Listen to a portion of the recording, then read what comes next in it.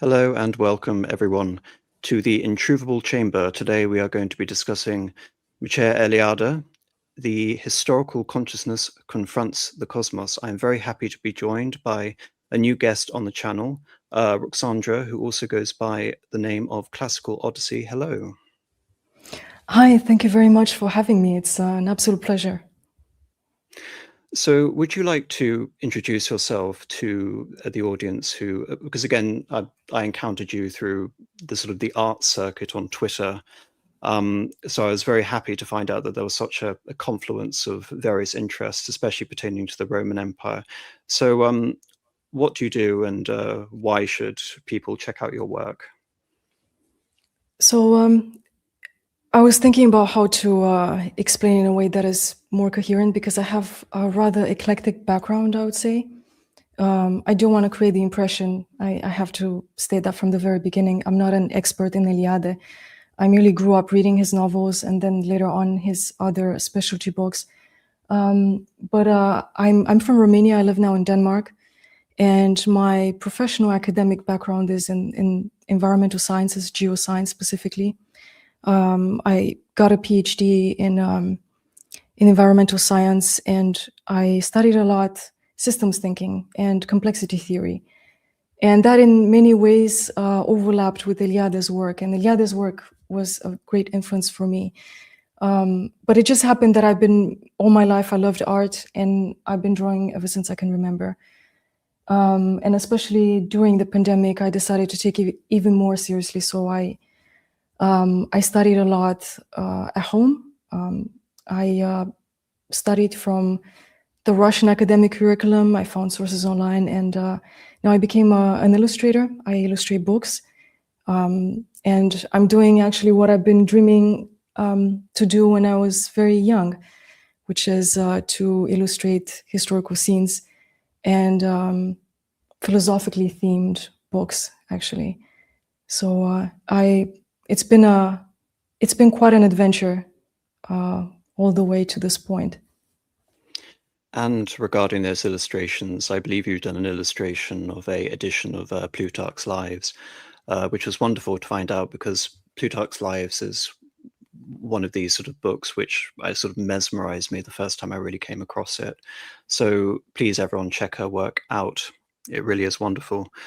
But the first question I'd like to ask to really begin this conversation, especially for the benefit of people who have no idea who Eliade is or his broader significance to this topic, would you be able to give a very brief introduction to the man?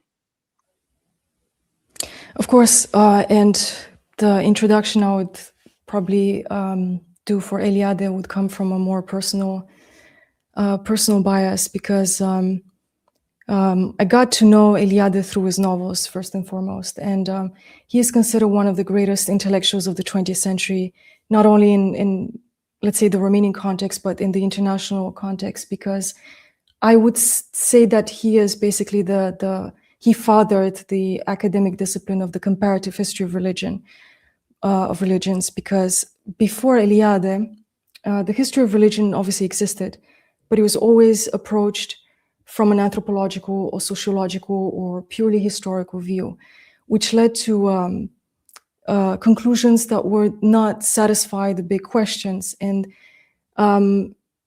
Eliade was, I would say that he was definitely a savant. He was born in 1907, he died in 1986, and he was part of a generation in Romania that had lived their teenage years through the First World War, which was absolutely nightmarish and atrocious, especially in Romania. And his generation, we call them the Golden Generation, because they impacted the Romanian intellectual spirit that defined modern Romania in a very considerable way. And that generation was also a generation that was very animated by a deep sense of meaning and drive. Like, we are the generation who survived the war. Romania was, between the two world wars, was still going through an incredible economic growth. So I think Romania had the fastest growing economy in the world at the end of the century, of the 19th century.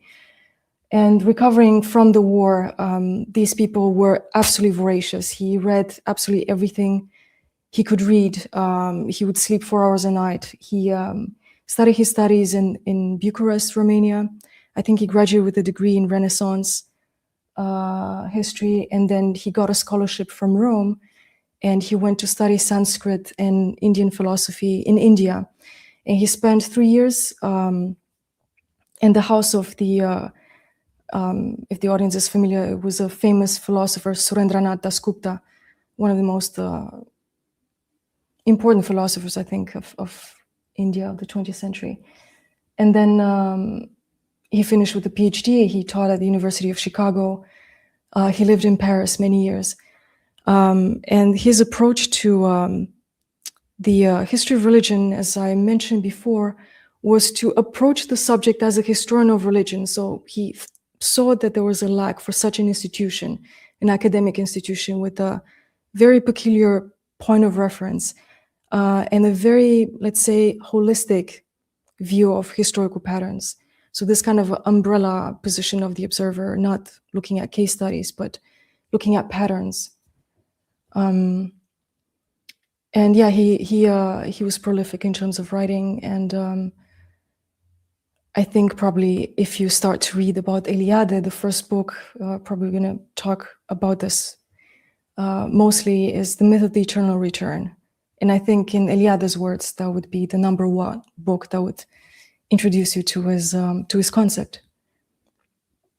It's quite interesting regarding the title Myth of the Eternal Return, because that is the book that's going to form the bedrock of today's conversation. He wasn't actually very happy with the title because it was too granular. It focused on a particular aspect of the archetypes which he wanted to reckon with, as you're referring to the fact that his emphasis was on the comparative approach to the history of religions. In many ways, I think my title for the stream actually was an attempt to try and reconstruct a title. And I sort of came across The Historical Consciousness Confronts the Cosmos, because I think that's the basis of the work, and I think why it's so enduring, and why, again, I think more people who are interested in the sort of intellectual friction between the various disciplines should really encounter this work. Because, to paraphrase him, he talks about the historical man as modern man, and it is modern man who consciously and voluntarily creates history, as opposed to what he refers to as archaic man. And when he uses terms like pre-modern and archaic, it doesn't come with all of this pejorative baggage which is associated with the Enlightenment onwards. If anything, his emphasis is always to stress the significance of the spiritual approaches of these archaic peoples towards the civilizations in which they abounded. But again, voluntarily creates history. There is one reference in the Myth of the Eternal Return which I found, which was him using history as a synonym for existentialism. He doesn't elaborate, it's just used the once, but I found it absolutely fascinating, because the reference I use to try and understand existentialism, which is not going to be the basis for today's conversation, that's a topic which is extreme in its possible sort of breadth and the opportunities of potential analysis, but I would use the definition authenticity abounding in absurdity. And I think if you're going to look at the terror of history, or the tragedy of the modern man sort of construing history, existentialism as a synonym for history, I think very much chimes with Eliade's sort of broader concerns regarding the validity of the study of history. What do you think of that?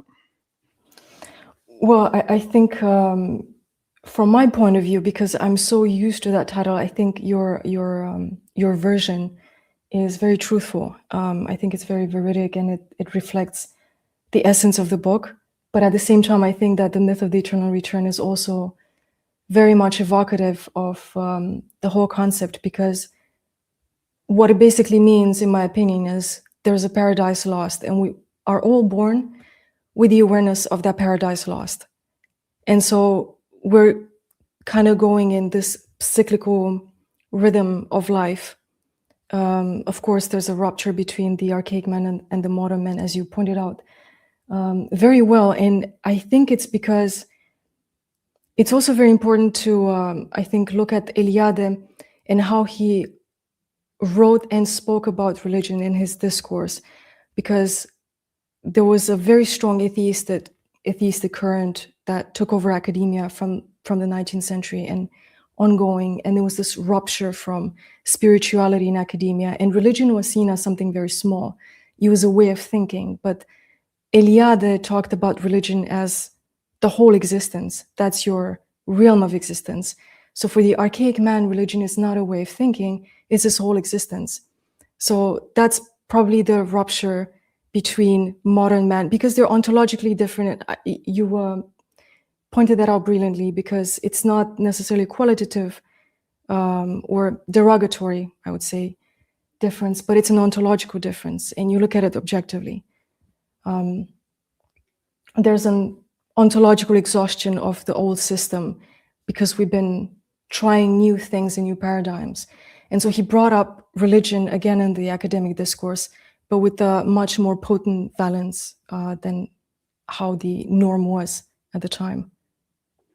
I think the significance for Eliade's analysis is that he believes that the historical consciousness of modern man, it's incontestable in terms of his own thesis throughout his book, is that it is the spiritual impetus coming from Judaism, Christianity, that provides that. And I want to start this conversation with his conclusion from the book.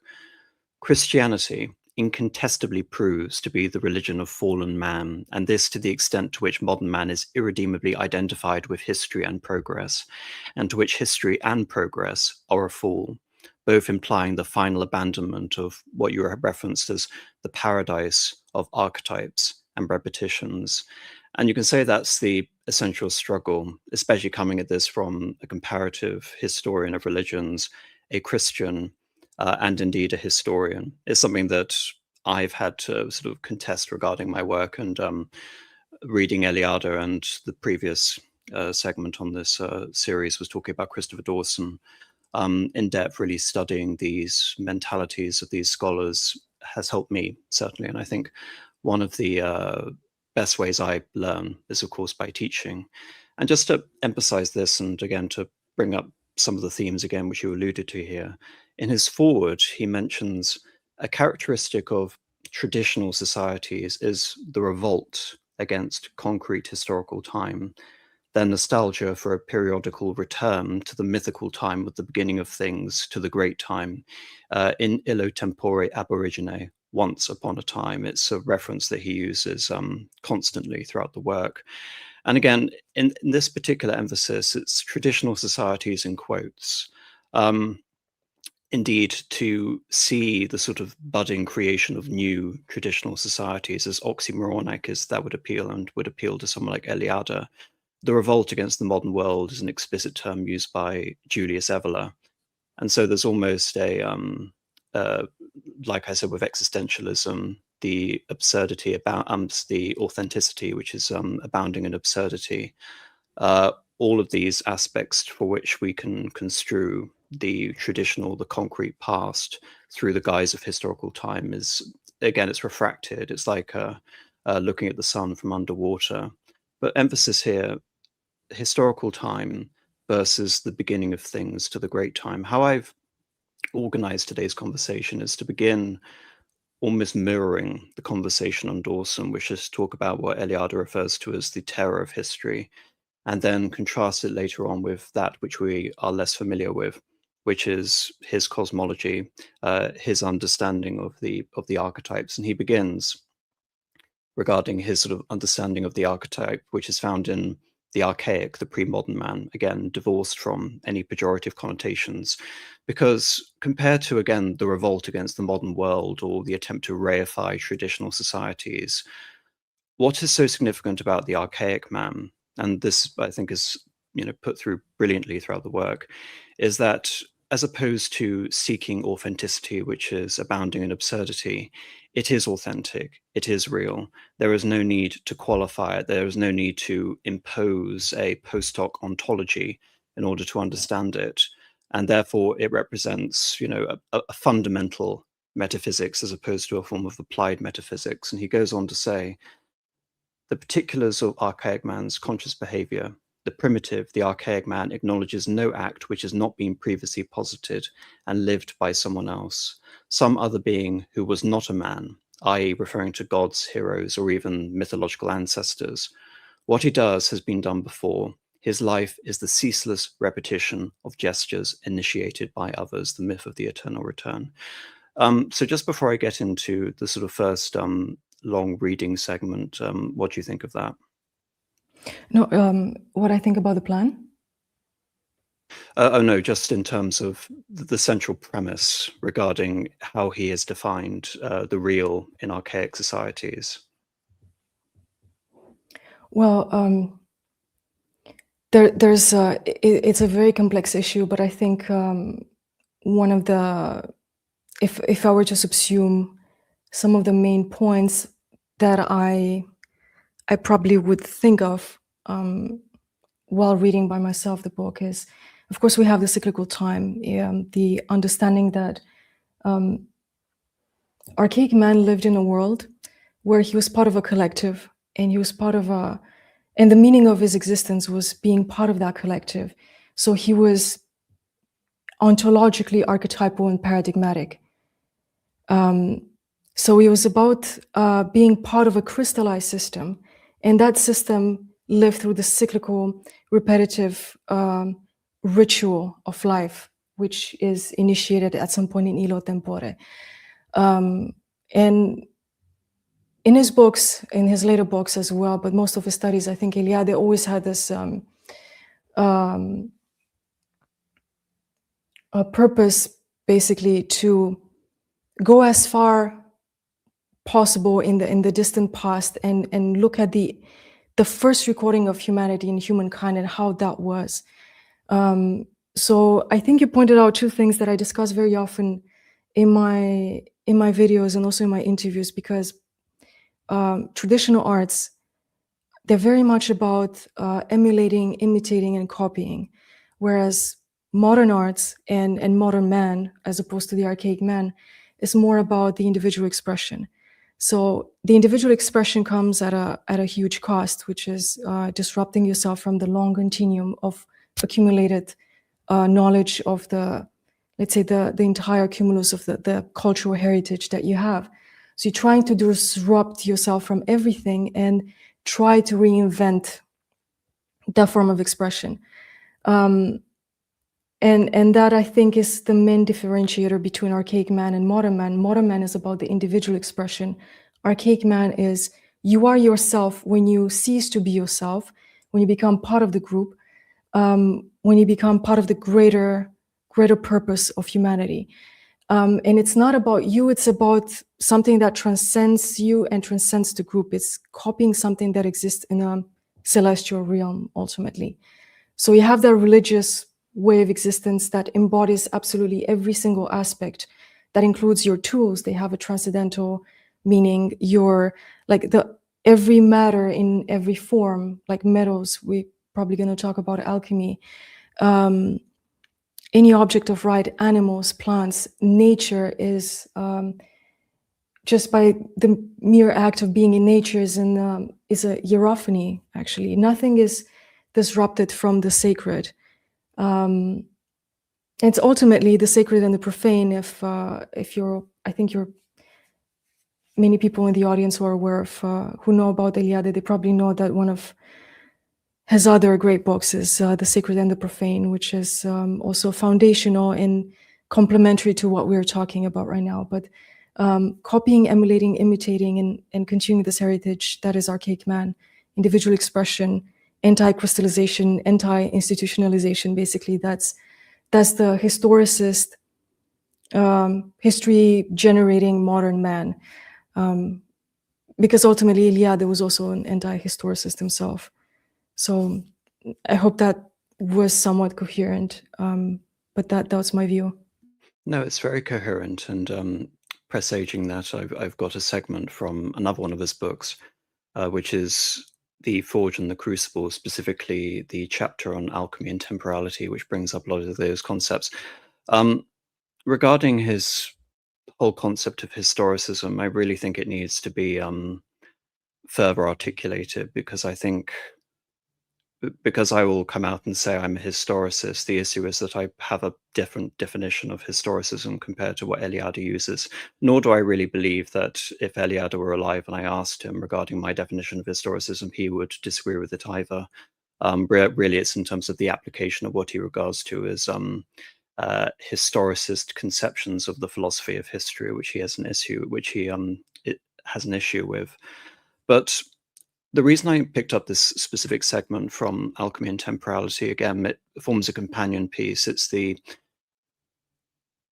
transition again from the sacred to the profane, and especially in reference to industrialization, because we're talking about the arrival of Hegelianism and Marxism, what he refers to as the great historicist manifestations of the philosophy of history. And so I think approaching it from this angle and from the sort of broader historical angle is actually really instructive here. And it reads thusly: for the primitive miner, as for the Western alchemist, nature is a hierophany. And what a hierophany really is, I would say, is an integral element to Eliade, which again he brings up again and again. It's the revelation of the sacred, and therefore you can understand, based on what myself and Roxandra have been referring to, why it would prefigure so strongly in his overall approach to history of religion. It is not only alive, it is divine, the freeing of nature from the laws of time, which went hand in hand with deliverance of the alchemist himself. He was homo faber, literally man the maker, and therefore you can say that the revelation of the sacred in the act of alchemy was a redemption of nature, as Christ completed the redemption of man. The concept of alchemical transmutation, and he refers to this as the fabulous consummation of a faith in the possibility of changing nature by human labors. But how is this relevant? The survival of the alchemist ideology does not become immediately evident just when alchemy disappears from the pages of history and all is empirically valid chemical knowledge is being integrated into chemistry. The new science of chemistry, again reference back to the new science of history, makes use only of those empirical discoveries which do not represent the true spirit of alchemy. And again, I find this reference rather fascinating, because the new science, for those of you in the audience who have read Giambattista Vico, in many ways he inaugurates the new epoch of quote-unquote cultural histories, to which Eliade, I would say consciously, is a successor of. But his famous work, I believe it was published in 1728, is of course the new science. On the contrary, the ideology of the new epoch, crystallized around the myth of infinite progress of industrialization, which dominated and inspired the whole 19th century, takes up and carries forward, despite its radical secularization, the millenary dream of the alchemist, the visionary's myth of the perfection, or more accurately, of the redemption of nature, survives in camouflaged form in the pathetic program of industrial societies whose aim is the total transmutation of nature, its transformation into energy. It is in this 19th century, dominated by the physiochemical sciences and the upsurge of industry, that man succeeds in supplanting time. His desire to accelerate the natural tempo of things by an ever more rapid and efficient exploitation of mines, coalfields, petrol deposits begins to come true. Organic chemistry, fully mobilized to wrest the secrets of mineral basis of life, now opens the way to innumerable synthetic products. One cannot help but noticing that these synthetic products demonstrate for the first time the possibility of eliminating time and preparing in factory and laboratory substance which it would have taken nature thousands upon thousands of years to produce. It is the dream of creating a homunculus. The homunculus as a concept is attributed to Paracelsus and De Natura Rerum on the nature of things in 1537. So around about the time we, I would say, begin to have the sort of greater desacralization of the Christian sort of notion of theophany, or theophany, the manifestation of God through epiphanies in history. On the plane of cultural history, the alchemists, in their desire to supersede time, anticipated the essence of the ideology of the modern world. Chemistry has received only insignificant fragments of the alchemical heritage. The bulk of the heritage is to be found elsewhere, in the literary ideologues of Balzac and Victor Hugo, in the works of the naturalists, in the systems of political economy, whether capitalist, liberal, or Marxist, in the secularized theologies of materialism, positivism, and in limitless possibilities of Homo faber, man the maker, everywhere where the eschatological significance of labor, technology, and scientific exploitation of nature reveal itself. The alchemist was still continuing the behavior of primitive man, for whom nature was the source of sacred revelations and work and ritual. But modern science could only come into its own by divesting nature of these sacred attributes. Scientific phenomena are only revealed at the cost of the disappearance of the hierophanies. The more one reflects, the more one discovers this frantic enthusiasm feeds on a certitude. By conquering nature through the sciences, man can become nature's rival without ever being a slave of time. With what he recognizes to be most essential in himself, his applied intelligence and his capacity for work, modern man takes upon himself the function of temporal duration. He takes upon himself the role of time. It's the disappearance of these hierophanies and man essentially conquering time, because again, the reason it's so significant, because it's the corollary to the development of the philosophies, as I've mentioned, in the sense that as the process of history becomes actualized, as we see the development of the philosophies of history, which are man-centered, secularized, the removing of God, then man essentially becomes the eschatological phenomenon. The end of history is recognized in the utopia of man, which in the case of how sort of Eliade would look at this and referring to this, it is the displacement of these religious impulses that are found in the original sort of study of the alchemist. And I sort of understand that I've been talking for a while, so is there anything you just want to interject there before I continue?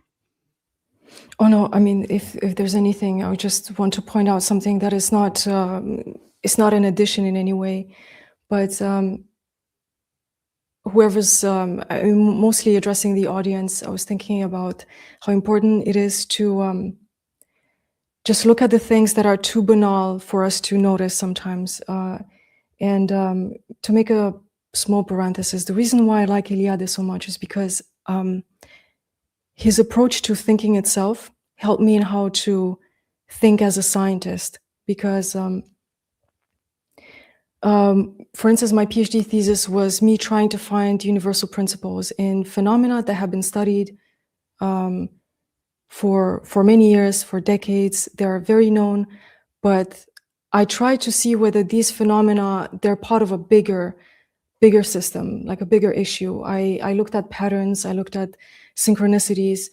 And so this kind of thinking is very important to notice in Eliade's writing, because he notices what others have failed to notice, and that is that there's a convergence of thinking transculturally and transhistorically. So this metaphysically rich way of living has been common throughout history to almost all civilizations that have ever existed. And it's manifested in every single activity of man's everyday life.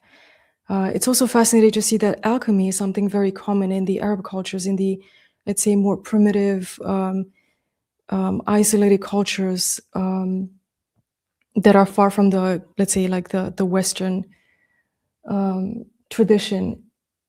They're very common, and they share so many things that are almost identical. And we can talk, okay, there's something like convergent evolution. They might have come up with the same things at the same time. There might have been connections between these cultures, but it's, I think it can all be translated into, there's many translations in English, so I don't know which one is best, but from the book of Acts, chapter 17, verse 27, where it says that God allowed nations to look for him.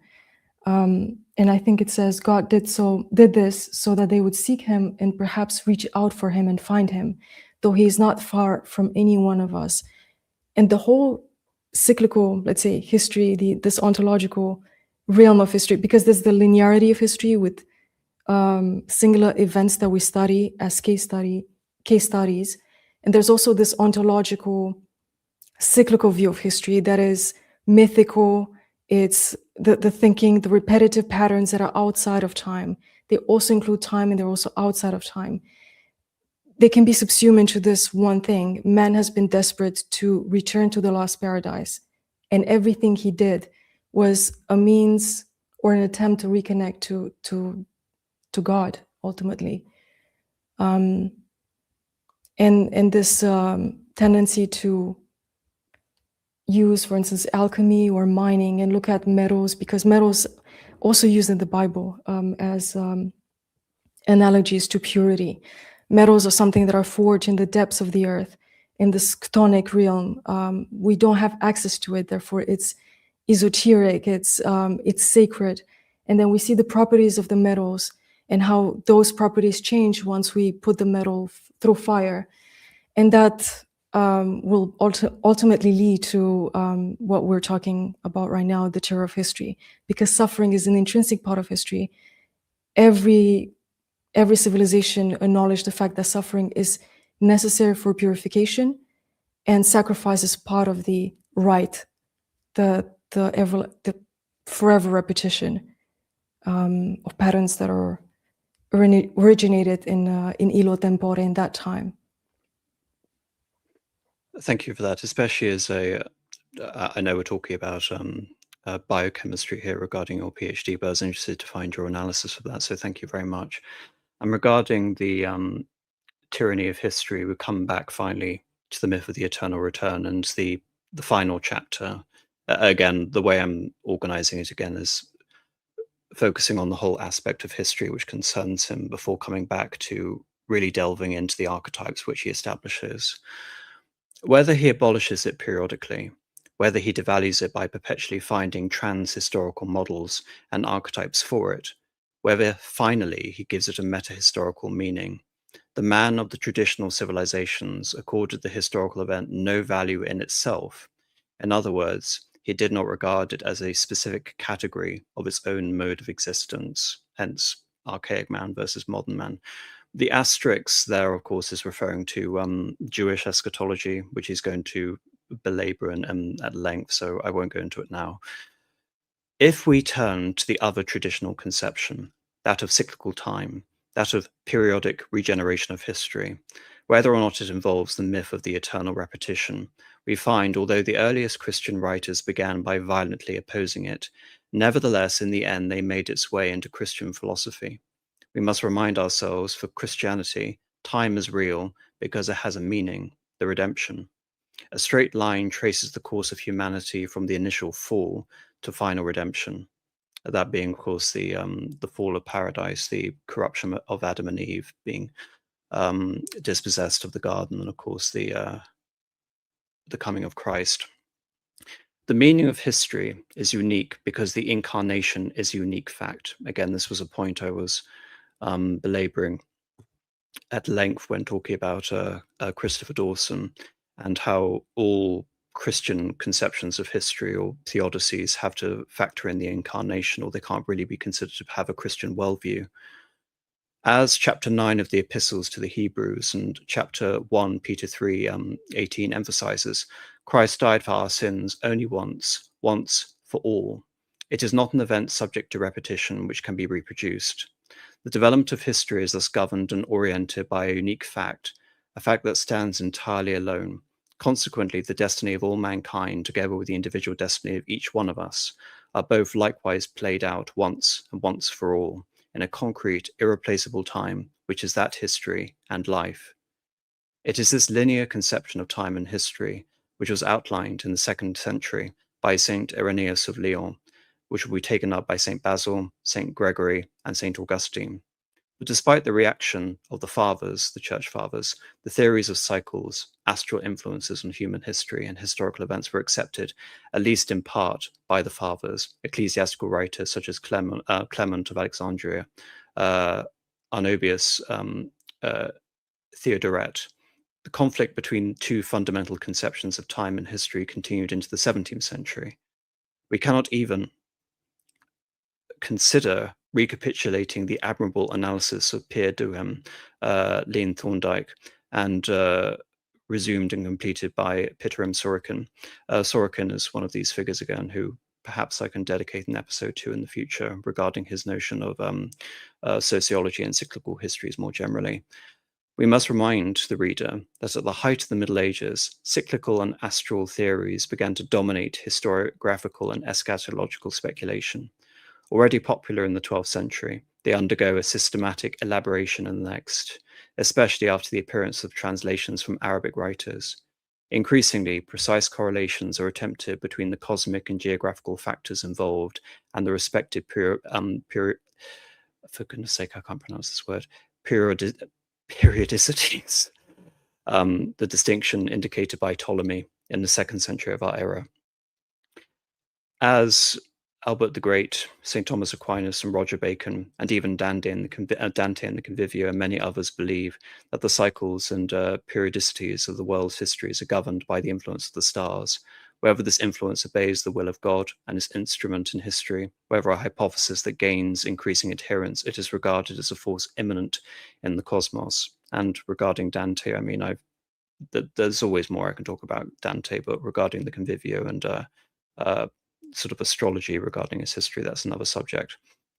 In short, to adopt Sorokin's formulation, the Middle Ages are dominated by the eschatological conception, complemented by the theory of cyclic undulation that explains the periodic return of events, a twofold dogma that dominates speculation down to the 17th century, although at the same time, a theory of linear progress of history begins to assert itself.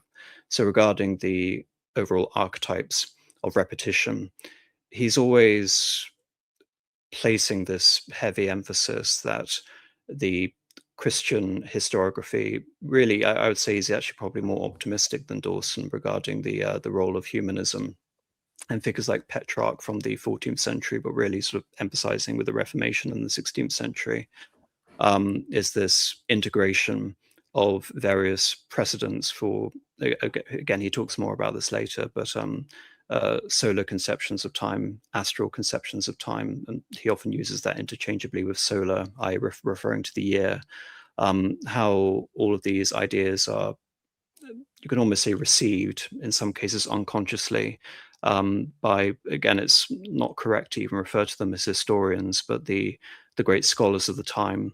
The high point of the sort of classical era of sort of medievalism was sort of, we're talking about the time of St. Thomas Aquinas, the late sort of 13th century, and how, as we come to a strictly linear progress of history, it begins to break down after the Reformation, around the time of, you can say, Gottfried Leibniz, another figure who he mentions. I really, I just wanted to bring something up because, of course, I don't have any, I think, valuable contribution to this. It was a wonderful overview, historical overview, and the concept of time indeed is a burden, and it's something that we're born of. Eliade talked about history being a burden for archaic man. Ultimately, what that means is that we are all confronted with the thought of death, and that's what it actually means. If you were to make a reductionist statement and reduce it to the most simple principles, it's death. Man tries to conquer death by conquering time somehow, by calculating time, by trying to go back through the rites and traditions and the religion is this cyclical pattern. It's because it allows you to have this period of rebirth every year, for instance, or every lunar month. But Christianity is a big disruptor, of course. And I was just thinking, because you mentioned Clement of Alexandria, I really love this quote from Clement of Alexandria. And it's he it is who has changed sunset into dawn and death into life by his crucifixion. So this continuous struggle, the continuous cycle of overcoming time, measuring time just to overcome death, this darkness and looking for God, because the verse in Acts, and I think Romanian is a little bit closer to Greek in the translation. The verse that I quoted from Acts 17:27, the verb of looking for God is a verb that is used for when you're in complete darkness and pitch dark and you're trying to fill things up. So you can get bits of experience, you can get some sort of empirical idea of the divinity, but you do not have the truth unless the truth is revealed to you.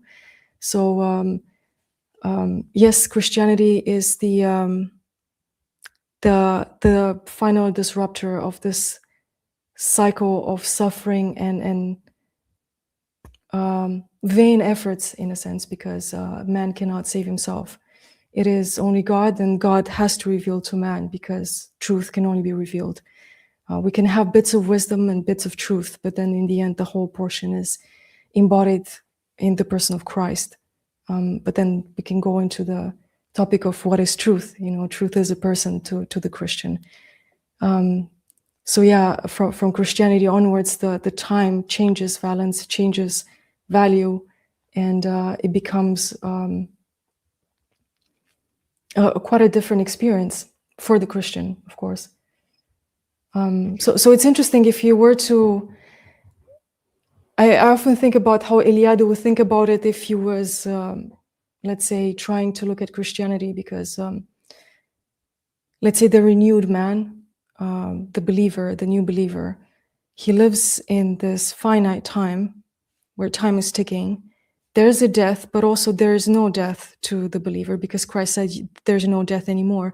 Of course, that means that we're going to be resurrected with God and we have eternal life through salvation. But we are in these two realms at the same time. So as Christians, we have this superposition vantage point almost.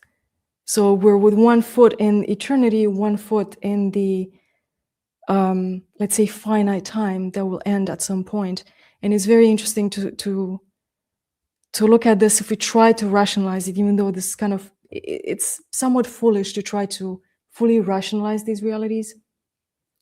It is an apparent paradox, but I often think about what Eliade would say about this. Indeed, yeah, and it's interesting. I'm sorry? You can say the entire basis of Eliade's scholarship is founded on that essential paradox. I think what I find, I don't know, quite seductive in a way about reading his writings is the forceful confidence which he basically asserts as a result of his comparative analysis, which in Myth of the Eternal Return, it should be mentioned, is incredibly comprehensive, incredibly dense, yet also incredibly fleeting.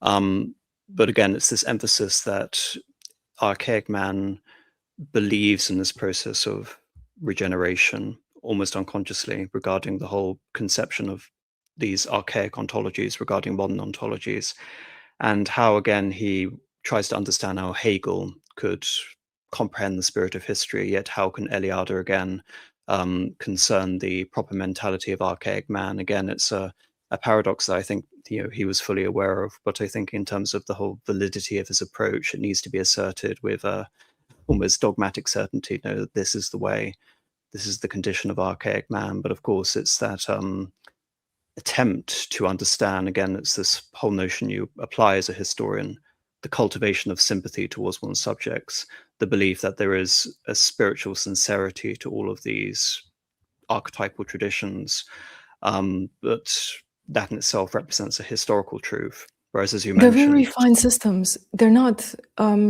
What he tried to debate was the excessive use of primitive society, primitivism, referring to the Aborigines from Australia as primitive tribes, or the tribes from Papua New Guinea. You might find Hegelian concepts in Papua New Guinea, in the jungle. And he has a phrase that probably, unfortunately, I cannot quote from the top of my head, but the object exists even though it does not have a specific wording. So you might have concepts that are common to, let's say, 18th, 19th century European philosophy or enlightened philosophy, to be more specific.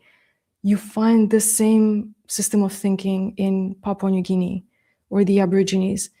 And because he tried to look at the subject of his studies from its own point of reference.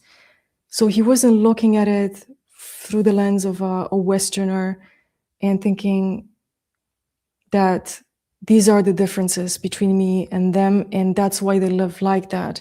He separated understanding the language from understanding the religion, from understanding the way of living. These are three different concepts that are usually never treated simultaneously by a sociologist or an anthropologist. They usually look at case studies.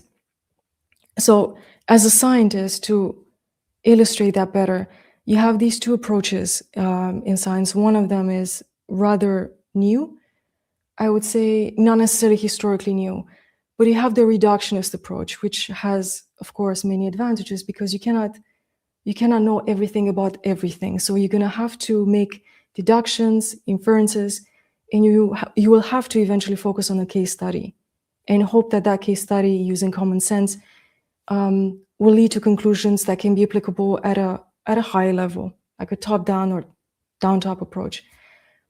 However, there's this holistic approach in methodology, which is like this umbrella view. Look at the governing principles, the governing dynamics of a certain phenomena. For instance, the climate. I'm going to be very brief with this parenthesis. Climatology has to be treated from so many points of view. Its behavioral point of view of people in terms of its effects on agriculture, on how people behave, their ways of living. Then you have hydrology, then you have meteorology. You have all these disciplines that are quite far away from each other, but you will have to look at all of them and look at what are the common principles. So Eliade inspired me to think about what is the ideal approach for a researcher when you have a broad topic. Of course, you can write a paper and you can write about a case study. But when you want to study something at a foundational level, you have to have a balance between a reductionist approach and a holistic approach. They seem to be antithetical, the opposite poles, which they can be. But in reality, in practice, they are complementary. So you have to have both at the same time. And this is also part of the apparent paradoxes of life in a way.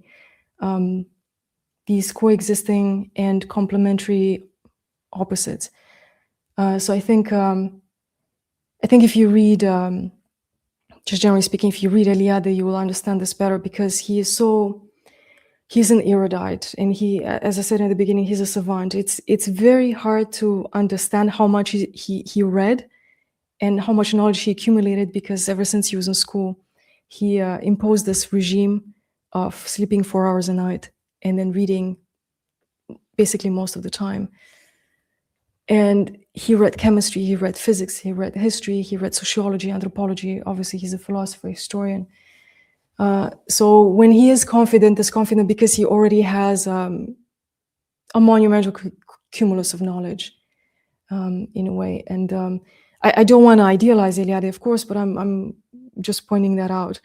So I think that's why Eliade stood out compared to other researchers of the time as well, because he removed them from this reductionist approach and put them into, you have to have this transcultural, transhistorical view in order to understand everything, because you cannot separate events. Like Hegel, he looked at individual events, a deterministic line in time, and it's that German concept, like in German is Geschichte, wie es eigentlich geschehen ist, which is history as it actually happened. Well, that is also important. But what is the metaphysical, the meta-historical perspective, which is also important, is the ontological sphere in which events happen. So there's a hierarchy of dimensions here, and Eliade wants to be at the top. I think, again, the pessimism I have, this is where the historicism is sort of creeping into my thought here. It was actually rather fascinating. I have the 2005 edition of the Myth of the Eternal Return. It has an introduction. I sometimes just read the introductions. Sometimes they're interesting, sometimes they're almost admonitions against the authors, especially if they are of a certain political persuasion. But anyway, this introduction to the 2005 edition was written by Jonathan Smith.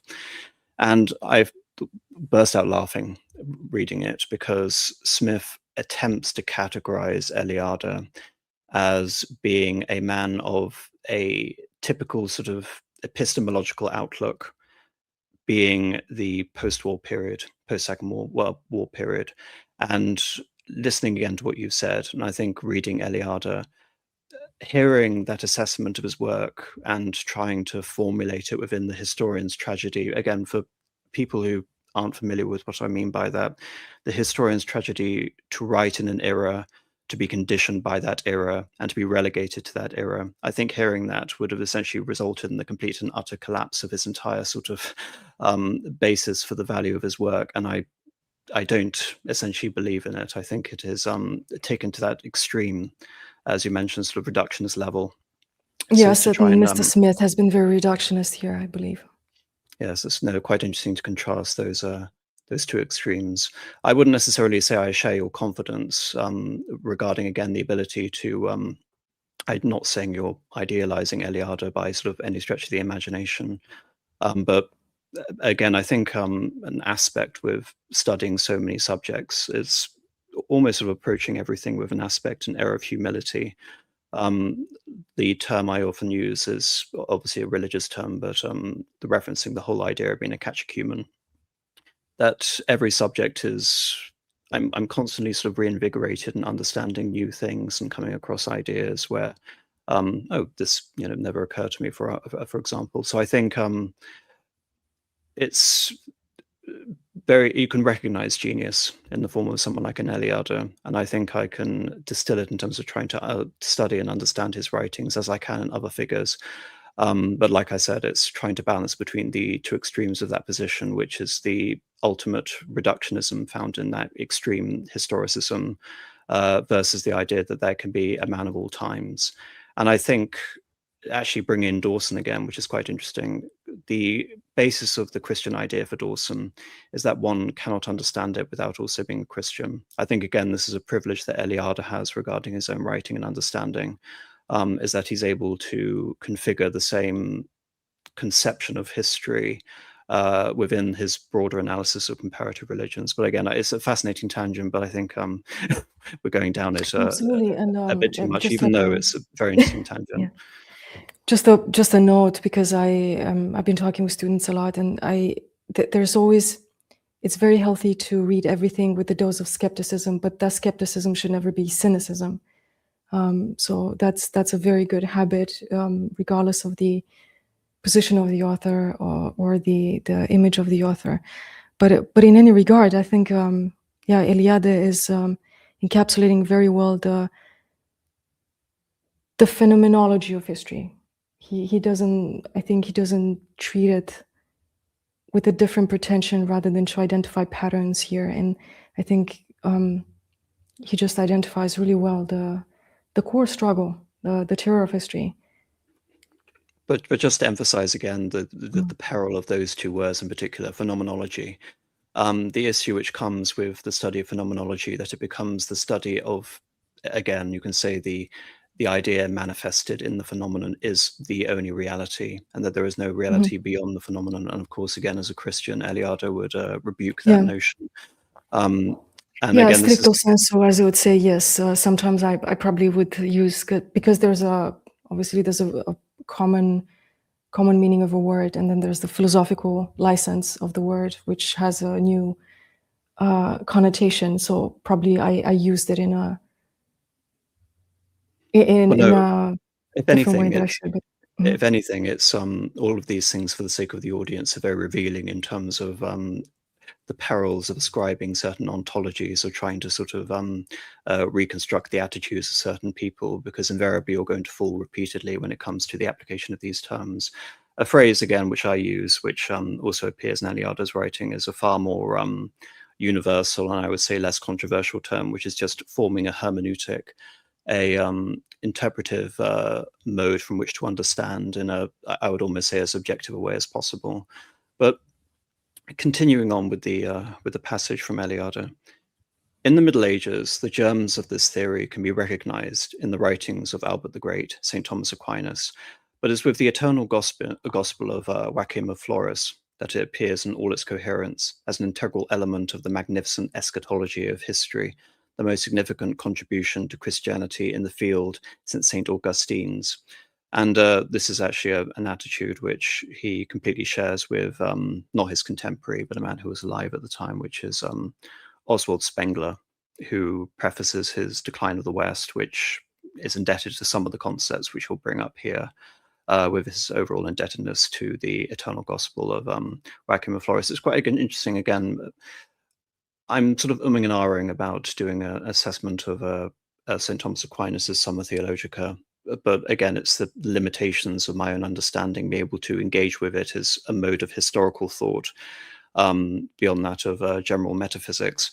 And I haven't been convinced of that yet. So perhaps, again, there's an angle from which I can tackle it from the point of view of historical knowledge. But anyway, that's another tangent. Joachim of Fiore divides the history of the world into three great epochs, successively inspired and dominated by a different person of the Trinity, the Father, the Son, and the Holy Ghost. In the Calabrian abbot's vision, each of these epochs reveals in history a new dimension of the divinity, and by this fact allows humanity to perfect itself progressively until finally, in the last phase, inspired by the Holy Ghost, it arrives at absolute spiritual freedom. Again, freedom is a core component to the whole sort of individualization versus the communitarian aspect, which you brought up earlier, which really is going to be the conclusion. The tendency which gains increasing adherence is that of an immanentization of the cyclical theory. Side by side with voluminous astrological treatises, the considerations of scientific astronomy assert themselves. So it is that in the theories of Tycho Brahe, Kepler, Cardano, Giordano Bruno, or Campanella, the cyclical ideology survives beside the new conception of linear progress professed, for example, by Francis Bacon or Pascal. For understanding what is really meant by Giordano Bruno or Campanella and their whole astral conceptions of a sort of a theory or epistemology, I believe I've covered that quite extensively when talking about the Tridentine period and really forming a reaction to that with Giordano Bruno and Campanella. So I think it's behind a paywall now, but it does exist somewhere on the channel. From the 17th century onwards, this linearism and the progressive conception of history assert themselves more and more, inaugurating a faith in an infinite progress, a faith already proclaimed by Leibniz, predominant in the century of the Enlightenment, and popularized by the 19th century by the triumph of the ideas of the evolutionists. Of course, he's talking about Darwinism, and of course, within the context of his time, especially the First and Second World War, social Darwinism in particular. And again, Leibniz is one of these underestimated characters in terms of his scope. I mean, obviously, most people are aware of Leibniz in terms of his contributions to calculus, perhaps the refutation of the monads that exist with Immanuel Kant and the critique of pure reason. But as Leibniz was a polymath, he was also interested in geopolitics. He was the one advocating, say, for example, that Louis XIV should direct his expansionist aims not towards the conquest of European possessions, but towards the conquest of Egypt. And he was also integral, you can say, in terms of these transitionary figures from the rationalists and sort of Cartesianism overall in terms of Vico and the study of history, because Vico and Leibniz, even though they seem so separated by time, they were actually contemporaneous, if I recall. So these medieval cyclical theories confine themselves to justifying this notion which he brings up, the word I failed to pronounce, periodicity, which is the fixed pattern of repetition. He uses different language and references. Like I said, there's that one very revealing synonym of history as being existentialism elsewhere, but in this context, it's referring back to the eternal repetition of events. And the cyclical theories give an integral place, and another reference uses the rhythms, the cosmic rhythms, and this, of course, is referred to in the whole setting and the projection of these astral phenomena, or the stars. Yeah, sorry, I thought you wanted to say, yeah. Oh, no. I was, I mean, there's a lot. I can talk about practically anything and kind of make a small connection to something that you said. It's interesting because so my area of study, while I was writing my PhD thesis, I had to deal a lot with linearity versus non-linearity. So are these linear processes? Are they deterministic or are they causal? And I was thinking about there's philosophical nuances to words, and then there's scientific nuances to the same words. And most systems in nature, in the physical nature, in the empirical realm, let's put it like that, they are non-linear. Very rarely we have simplistic linear processes, unless we look at something like just two molecules producing another molecule and releasing a third one. There is this cyclical pattern in everything. Matter has cyclical patterns. The universe has cyclical patterns. So God created the world to follow the same pattern every year, every day. The revolution of the Earth, the rotation of the Earth, that is the same in the entire solar system. Then you have the effects of the gravity. All of these things, the accumulation of matter, the emergence of new systems, systems emerge, accumulate matter, information, energy, and then they decrease, and then they kind of dissolve, and that matter is redistributed. So it's like this constant recycling.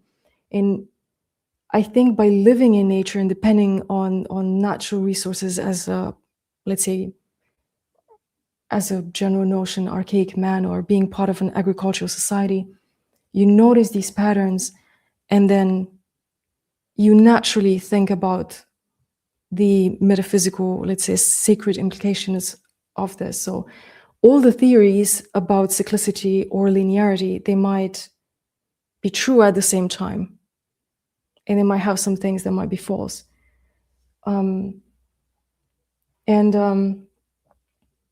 For instance, I had, there's so many subtleties here that when I wrote my thesis, I decided that the end goal of my thesis is a teleological objective. So I will write a methodology based on what I already want to obtain as a result, because I can be scattered all over the place and nobody can make a theory of everything, because we can never have all knowledge. So we can understand everything and make up a theory that involves all the possible details. So I'm going to set up a goal from the very beginning. I want to understand this ecological system, for instance. And I only want to know about these elements of the system, and I'm going to analyze them from a historical perspective. So I'm going to have a chain of causalities that I will use, and there's phenomena that I observe, but I don't need them. So I'm going to have to use reductionism here and use it complementary to the whole holistic approach. Also, I've been using the word deterministic, and determinism, for instance, in STEM, I don't know if this is everywhere. I was told not to use determinism because it has neo-Marxist implications. So instead of determinism, I use causality. And by using causality, I realized that there's complexity in almost every single phenomena.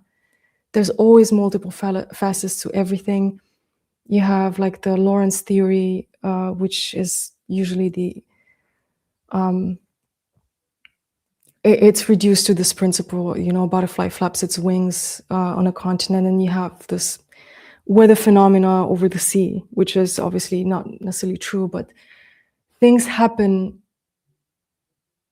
at different points in time or at different points in space and time, but they're also related.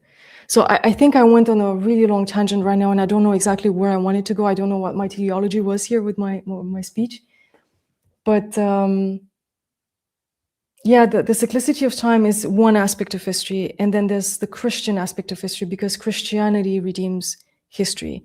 And we have the final answer to everything. And there's no longer the struggle in Christ to redeem yourself or redeem time, because everything is already achieved. Is achieved for the past, present, and future, because God is outside of time. So he has complete sovereignty over time itself and history itself. But we're still in this bubble. So we can look at it from a cyclical point of view, from our vantage point of view, or we can look at it from a Christian, a redeemed point of view that is supra-historical and supra-temporal, or de superis in Latin, like from above, that expression. So it depends on your point of reference, I think. Again, that's how I see things. Trying to latch onto, because you brought up a lot here. I think regarding the whole notion again of God existing eternally and outside of time and outside of creation, being responsible for creation, the whole fundamental aspect of theodicy is the fact that God also exists concretely in creation through the incarnation, which is why the Christian history isn't history in the academic sense, it is theodicy, and it represents teleology as in meaning and purpose derived from it, whereas history does not represent teleology, especially in the way that Eliade would refer to it as an intended purpose or meaning behind the creation of a system for an intended purpose. No, the purpose essentially is whatever the historian ascribes to it.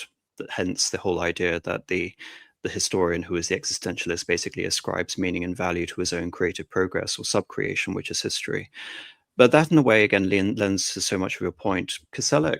Reinhard Koselleck, who is a conceptual historian, he died relatively recently. He talks about histories in the plural, conceptual histories in the plural, the idea that you can hold as a historian, due to the whole idea that, especially if you're looking at this from the point of view of cultural history and concepts, all of these things can be simultaneously true and not true. And thereby, the role, I believe, of a good historian is to be able to suspend these ideas and hold that they can all simultaneously be true.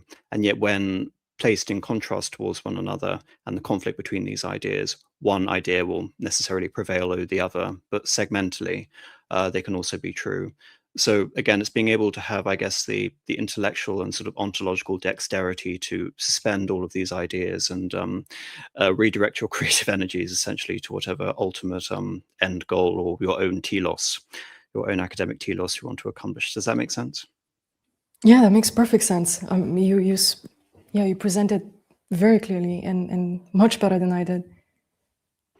Well, no, I think the issue again is that I'm coming at this from the point of view of the humanities, where it's actually fascinating coming again from the point of view of STEM, because unlike Eliade, I'm not spending my every waking hour sort of imbibing, theoretical physics or whatever, mathematical treatises. It's sort of beyond my capacity. I'm not a natural mathematician, so this isn't second nature to me. But nevertheless, it's fascinating to have. Again, you talk about Eliade and his whole notion of a savant, erudite, and there's a universality encompassing his thought. So much of what you've said, and I think I've said, all of these theories and ontologies, they apply equally, whether it comes to whatever investigation and study. If I'm going to really emphasize, I think, for the benefit of the audience, the difference between aspects of STEM, I'm generalizing, compared to the humanities, it comes down to a very simple premise, which is which is the ability to replicate certain phenomena, and thereby discern cosmological constants or sort of laws of nature as a result of it. Every history is a microcosm. It's indicative of a greater whole, but it can never form concrete laws of human action. In fact, it was a scuffle I was having recently in trying to really reiterate that principle. So on a fundamental level, if you're talking about this as an inquiry into knowledge and the goal of history being to find out what really happened, wie es eigentlich gewesen, then I believe essentially the role in history and STEM overlap in some regards. And I believe the issue for some historians, which we're going to get into now, is the idea that it could be directed towards universal laws. And this is coming to Eliade and his historicistic theories from Hegel to Marx. Again, perhaps there's a subtle deviation between historicism and historicistic, and I believe reading Eliade there is. From Hegel on, every effort is directed towards saving and conferring value on the historical event as such. The event itself and for itself. In his study of the German Constitution, Hegel wrote that if we recognize that things are necessarily as they are, that is, that they are not arbitrary and not the result of chance, we shall at the same time recognize that they must be as they are. A century later, the concept of historical necessity will enjoy a more triumphant practical application. In fact, all the cruelties, aberrations, and tragedies of history have been and still are justified by the necessities of the historical moment. And by that, he's writing in 1949, he's talking about not necessarily talking about fascism, because Eliade has a relationship there, but more regarding the fate of his homeland and the encroachment of communism. And of course, in 1949, Stalin was still alive, and of course, ascribing to a theory of historical materialistic determinism, a point that you brought up earlier. Hegel did not intend to go so far, but since he had resolved to reconcile himself with his own historical moment, he was obliged to see in every event the will of the universal spirit. This is a thing I'm going to bring up with my conversation on Kant next week. But it's taking the whole intersubjective notion of history and trying, therefore, to find a solution to it in order to universalize it, in order to make a history or a sort of spirit of the laws of humanity, which are true of all times. And so he contrives the universal spirit. I'm really simplifying it here, but really, for the sake of this conversation, it's really Eliade's interpretation of Hegel rather than a assessment of Hegel in the round that's of importance. This is why he considered reading the morning papers a sort of realistic benediction of the morning. For him, only daily contact with events could orient man's conduct in his relation with the world and with God. And conversely, I think that anything going to dissuade me from my relations with the world and God, it's reading the newspapers. Absolutely. How could Hegel know what was necessary in history? What consequently must occur exactly as it had occurred? Hegel believed that he knew what the universal spirit wanted.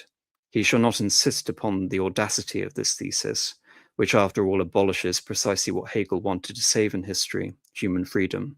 But there is an aspect of Hegel's philosophy of history that interests us for the cause of preserving something of the Judeo-Christian conception.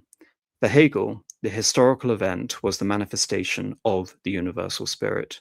Now it is possible to discern a parallel between Hegel's philosophy of history and the theology of history of the Hebrew prophets. For the latter, as for Hegel, an event is irreversible and valid in itself, inasmuch as it is a new manifestation of the will of God, a proposition really revolutionary.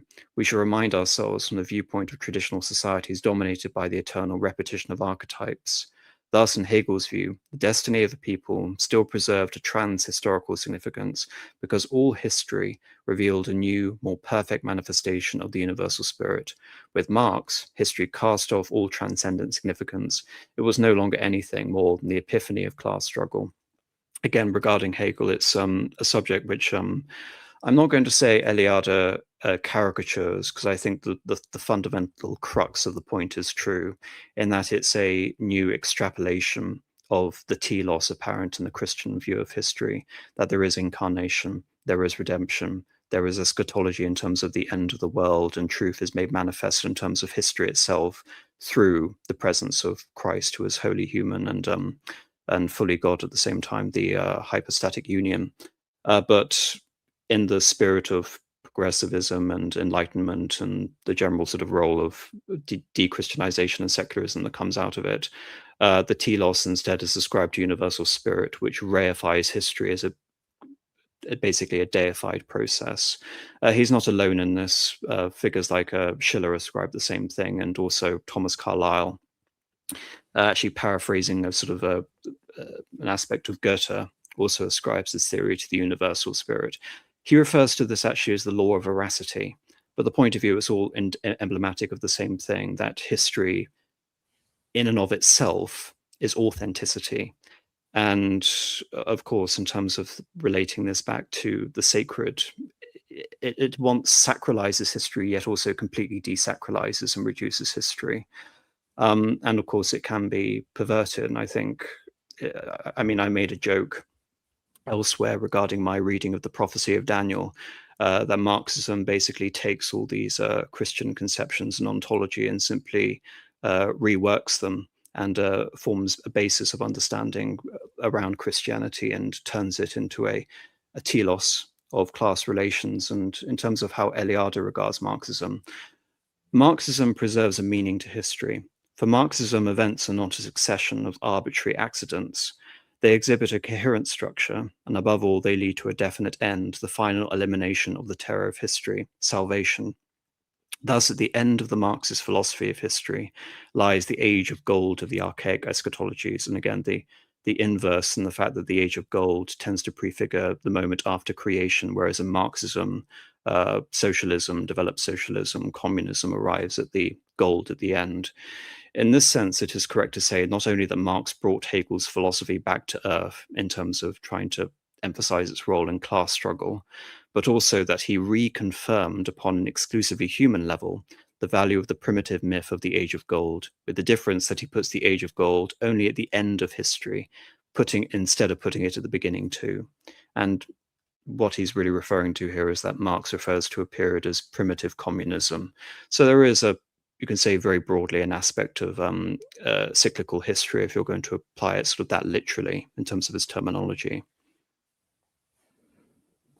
Yeah, again, I think I'm probably not going to say anything new, but reading this in context and out of context, if you were to take Hegel's hypothesis of history being purely linear and everything happens because it had to happen, that could lead to disastrous conclusions. And of course, as a Christian, you know that not everything is the will of God. God allows things. There's a permissive will of God, and then there's the perfect will of God. And it's irreconcilable. And this is a sort of deterministic reductionism that is not reflective of reality at all. And that's one subtlety that I think Eliade points at. Hegel had the wrong point of view. He started with the wrong hypothesis, and he regarded the historical events or his studies from his own personal point of view. He didn't have, let's say, he didn't look at it from a more universal contemplation of cause and effect.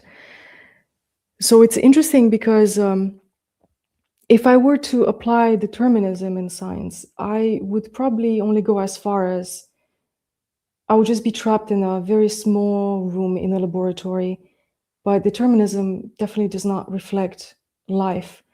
And when we talk about theory of chaos doesn't really talk about life being, or phenomena, physical or chemical phenomena being chaotic, but it just implies the fact that there's always an unknown variable. There's something that we do not know, and there could be many causes to one effect, and the same causes do not necessarily lead to the same effect, because there's always something that changes, something that is not perceptible to us, can or cannot be known by us.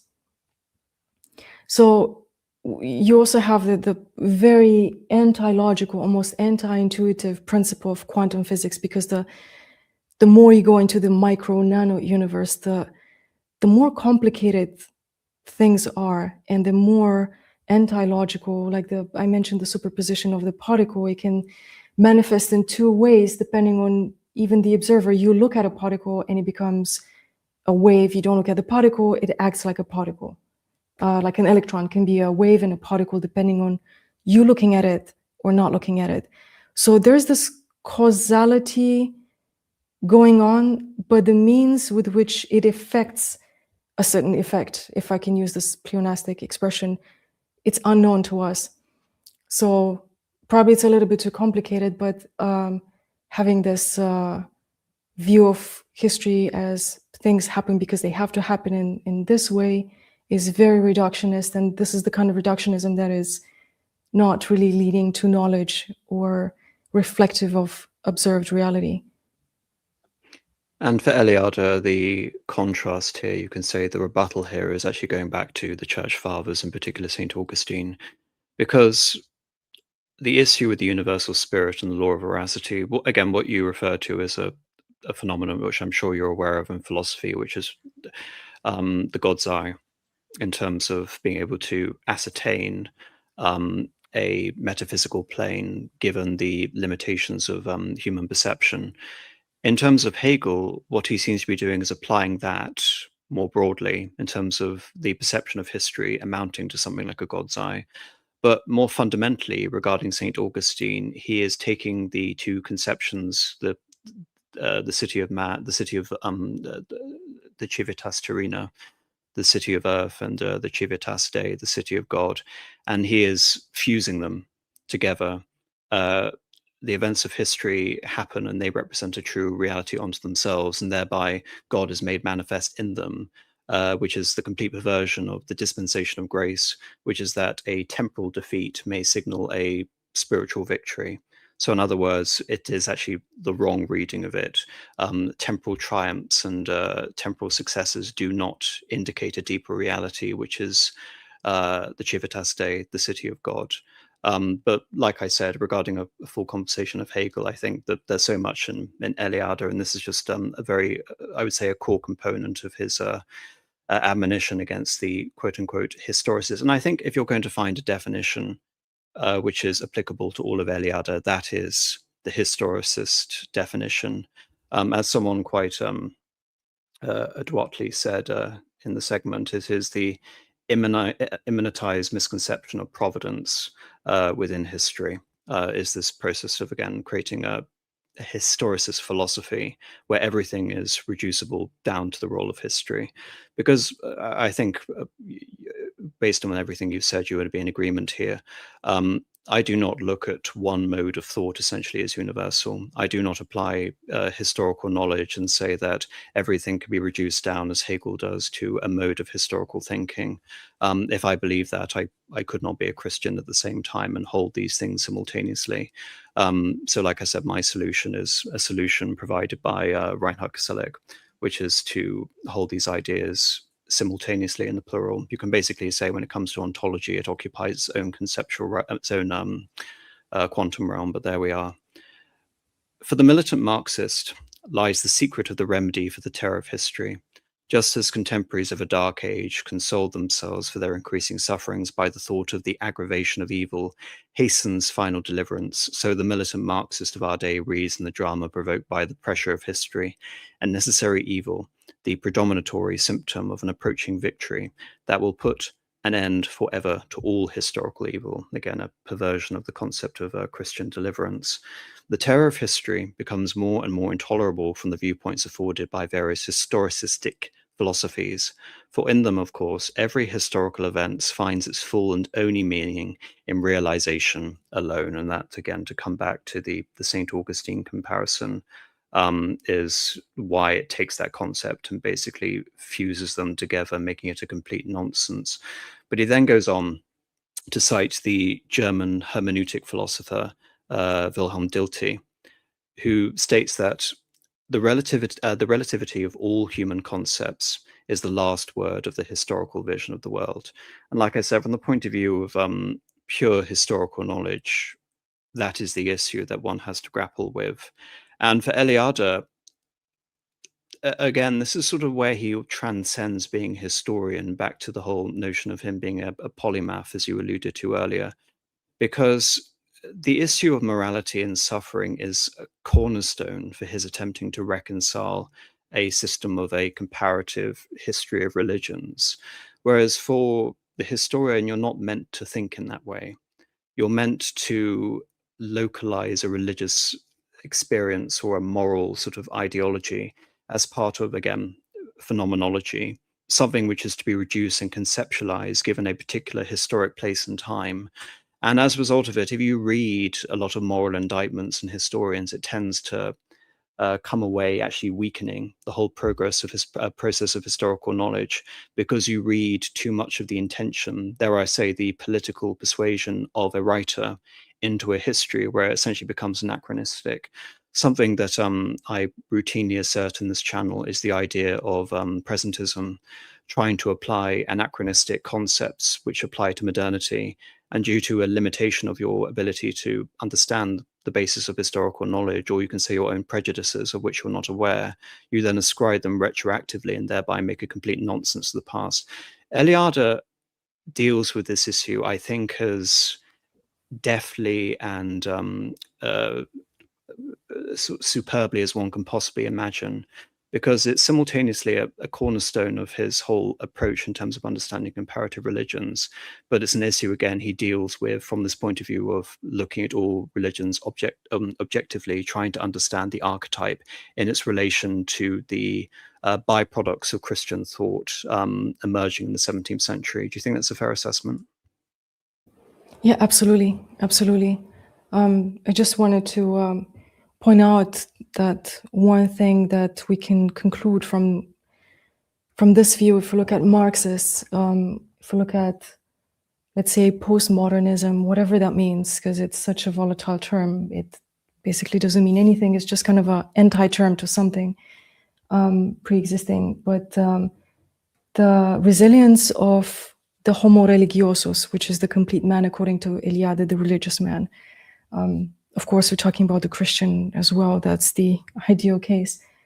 But the lack of resilience that modern man has to the tragedies of life, and to the Marxist himself, because he looks at history as this perpetual conflict of class. The end of history is, of course, when there will be no classes, there will be no differentiation between groups of people. But that is based on an externalization of responsibility, of personal responsibility.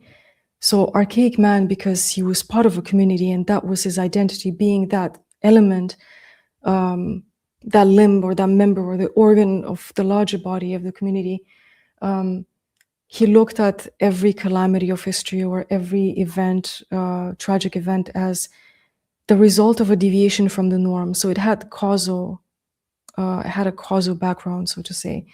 And repention, I can't even pronounce words right now, it's metanoia in Greek. To repent would mean to reinstill the in illo tempore, in arche, or that's the Greek version. So you're going back to 2.0 by repenting. That's what I wanted to say. Repenting, whereas modern man, he sees like, no, this happens because there's this injustice in society. Obviously, that is true, of course. And I like that you pointed out that communism, which is absolutely true, stole a lot of the principles from Christianity, but it caricaturized them and made them into a caricature of Christianity and apply them in a way in which they cannot possibly work. So the communist has to achieve a certain goal in order for justice to be fulfilled. History is other people, basically. You know, it's the quote, hell is other people. And I think you posted today or the other day, because I saw the post, that you consider Dante to be the greatest philosopher, the greatest intellect of the century or of the millennia. Something along those because I think lines. he said that. I'm sorry? Something along those lines, yeah. Mm. Yeah, so I was thinking about that, and also I remembered, I listened to Eliade, a recording of Eliade from the 70s, and I think a part of his confidence came also from the fact that Western academia, which he experienced, of course, for more than half of his life, Western academia was used to look at, let's say, the people from other non-Westerners, Orientals, Africans, Aborigines, as inferior, and that is a fact, inferior, and they could only communicate when, for instance, let's say somebody from the East, Asians would come and they would go through the Western system, they would acquire the language, and they would understand the Western world, and then they would share from the Oriental world. So the communication was more like passive from the Westerner's point of view and more proactive from the Oriental's point of view. Whereas Eliade, he went on different ground where the Western man was weaker, because very few people, there were of course examples, would study Oriental philosophies. I'm just using, obviously Indo-European studies is a big discipline in European history for the last maybe 300 years or more. But he went to India, he learned Sanskrit, he learned the language, and he went himself in the field to have in situ direct data that he collected. So in many ways, his point of view was already superior to most of his peers, I think, of the time. And I use the words inferior, superior here, but just to better illustrate the example. because I remember he did talk about that it was something very rare, and having direct knowledge of foreign cultures and foreign philosophies in that sense by first acquiring the language and living amongst them and learning from their historical perspective and then combining it with your, let's say, Western upbringing, that would be more complete. So I think he felt that confidence emotionally as well. That is obviously perceptible. Well, I think it's a combination of the two, which Eliade exemplifies, which is the communing in situ with the cultures and the languages and the religion which he studies, but also being able to apply that hermeneutic, that ability to be able to interpret them. Because often people can do one or the other, they can't necessarily do both. In that case, Eliade is an exemplar. But just to refer back to your point on Marxism, Eliade talks about the idea of primitive man, archaic man abolishing history. Well, in the case of the communist, the abolition of history comes as a result of the triumphant end of class struggle. And thereby it's a complete inversion of that principle. And really, if you're going to look at this almost through a medieval mindset, again, trying to recontextualize sort of different modes of thinking, you can look at Marxism and basically say it's a 19th century form of Catharism. It's just one of these bizarre sort of heterodox offshoots of mainstream Christianity, which is why the pervading principles of universal Christendom is the idea of the ruling principle. Everything needs to be encompassed within a orthodox understanding of the world. I don't mean that in terms of Christian Orthodox versus Catholic, but Orthodox in its literal sense. The right faith. Yeah. But just a point, because I have you here and I'll be interested to get your opinion on this. Anthony Cardelis, it's referring to the views on presentism. As you're probably aware, he's written a book on the Res Publica, the Roman Republic and its enduring constitutional legacy into Byzantium. And he is also an author of an opinion which tries to ascribe the same mentality that existed in the Fourth Crusade to the BLM riots in terms of trying to ascribe it to identity politics. So I think while I have you here, do you have any thoughts on Cardelis as a historian?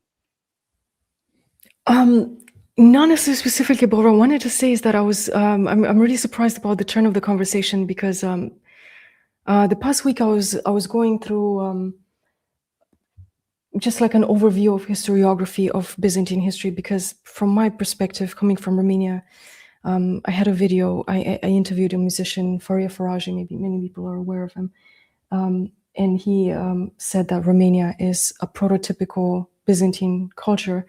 So there's something that we grew up with, we're very aware, we live in this reality practically. But a large part of historiography in terms of Byzantine history has been very emotional. If you read a lot of the German and sometimes English, I think it was, there's an English writer, his name is Gibbon, but I'm not sure if it's Edward Gibbon. Yes, Edward Gibbon, the Decline and Fall of the Roman Empire. Yeah, Edward Gibbon, exactly. The general tone in these writings, and I'm talking about the cumulus of anti-Byzantine historiography, it's very interestingly passionate and very negative, and it's very, very obvious to an objective reader that there's like, the main purpose is to throw mud into the face of the Byzantine, the Eastern Roman Empire. And that sounds quite harsh, but it feels like that because the argumentation is not there. The coverage of the history of the Byzantine Empire is very, very superficial. And I realized that a lot of these authors, not necessarily Edward Gibbon, but they have been influenced by the French Revolution. And I feel like the same historical revisionism geist of the Marxist is visible in these writings as a result of the French Revolution. Because just before the French Revolution, we have incredible scholars, French scholars, because I'm more acquainted to them, of Byzantine history. Byzantine history has been taught and been studied at the court of Louis XIV, the King of the Sun. The Royal Library contained many manuscripts and many books on Byzantine history, a lot of Byzantine history, and that was used daily in daily affairs and in education and everything. And this turn of like, it's a historical revisionist geist, basically. And it is the same one as it is, as we see in Marxism. And it's very interesting where that comes from. It's obviously a hatred of class, a hatred of nobility. Obviously, the Roman Empire was as marked as well. But there's a lot of things that I do not understand, and it feels like they come from a very emotional point of view against the Byzantine Empire. Surely there's a lot of negative things one can say. But I see this change in tone in historiography mirroring revolutions, ideological revolutions. So I wanted to point that out first and foremost, because I find it really interesting that we turn the conversation in this direction. Well, to summarize a lot of points that you bring up, try to do it as succinctly as possible. For the Greeks and the whole intellectual dissemination from the French Revolution regarding the Philokiateria, the whole point of the Greek nationalists was to reclaim the Graikoi from the Romaioi, from the Romans, and that caused a existential crisis for the identity of the ethnic Greeks and the Orthodox Greeks living in the Ottoman Empire. It's actually interesting that you bring up historiography, because I'm going to butcher the Romanian pronunciation, but Nicolae Please do. Iorga, Yes, no. Byzance après Byzance, Byzantium after Byzantium, and the Romanitas lingering in Romania is an interesting angle to take this conversation, but I won't, because it's too tangential. But no, I'm very impressed. I have to say, I'm very impressed. You mentioned Iorga. But regarding that, I also want to come back and say that, conversely, Edward Gibbon not only situates his antagonism directed at Byzantium, but towards Christian Rome in general. But conversely, in the earlier part of the 20th century, if you look at historians such as John Julius Norwich, Stephen Runciman, and Arnold Toynbee, if anything, there is an opposite influence. There is a Byzantophilic association of these certain writers, and the desire to denigrate Catholicism. And again, if you're going to look at Anglocentrism and Protestantism and things like that, you can say it actually comes from another source of latent prejudice, albeit I'm not necessarily going to ascribe such certain motivations, but nevertheless, swings and roundabouts regarding historiography. I just wanted to mention the Caudelas point, because he's very in vogue as a historian at the moment for positive and very negative reasons. But I'll continue on, because if we keep going down these tangents, we'll never finish this conversation. And this is finally coming to the religious and moral I'm sorry for implication. interrupting you. I'm sorry about that, but I think I might have the same, because I prepared the digital format of Myth of the Eternal Return. So you can also give me the page if you want to read a quote so I can follow you better. Unfortunately, for the sake of everyone, because it's really rather difficult to read extracts from Eliade in full, I segmented the writings. I basically have a chapter from one page and another chapter, so I précis, so it's not really going to be helpful. But this is regarding the religious and moral implications of relativism in history, and he refers to this as the misfortune of history, which is a subchapter in the book. For the purpose of Eliade, the only question concerns us: how can the terror of history be tolerated from the view of the point of historicism, i.e. historical relativism, when it comes to morals?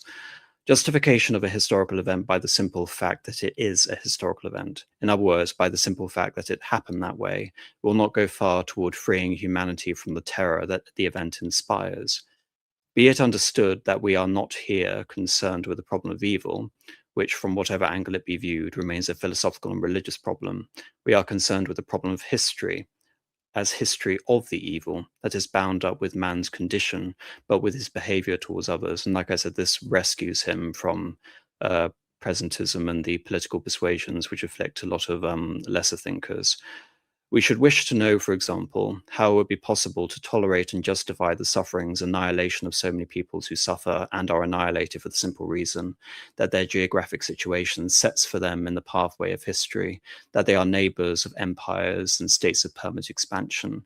How justify, for example, the fact that southwestern Europe had to suffer for centuries, and hence to renounce any impulse toward a higher historical existence, towards spiritual creation on the universal plane, for the sole reason that it happened to be on the road of the Asiatic invaders and later the neighbor of the Ottoman Empire. Again, you can say, perhaps talking about historicism, this is a little bit of Romanianism creeping into his thought, because the thought I had when referencing Asiatic invaders, correct me if I'm wrong, but at one point the road through Romania became so ubiquitous that Romania was known in some historical accounts as Cumania, as in references to the Cuman Kipchaks, in terms of the relatively fertile plains of Wallachia, which they inhabited on the Danubian basin. And obviously, if we're talking about the campaigns in the 15th and 16th centuries, how the three principalities were integrated as vassal states of the Ottoman Empire, hence referencing neighbor of the Ottoman Empire, as opposed to technically a part of it. In our day, when historical pressure no longer allows any escape, how can man tolerate the catastrophes and horrors of history, from collective deportations and massacres to atomic bombings, if beyond them he can glimpse no sign, no trans-historical meaning, if they are only the blind plays of economic, social, or political forces, or even worse, only the result of liberties that a minority takes and exercises directly on the universal state history? Again, I can read too much into that, perhaps.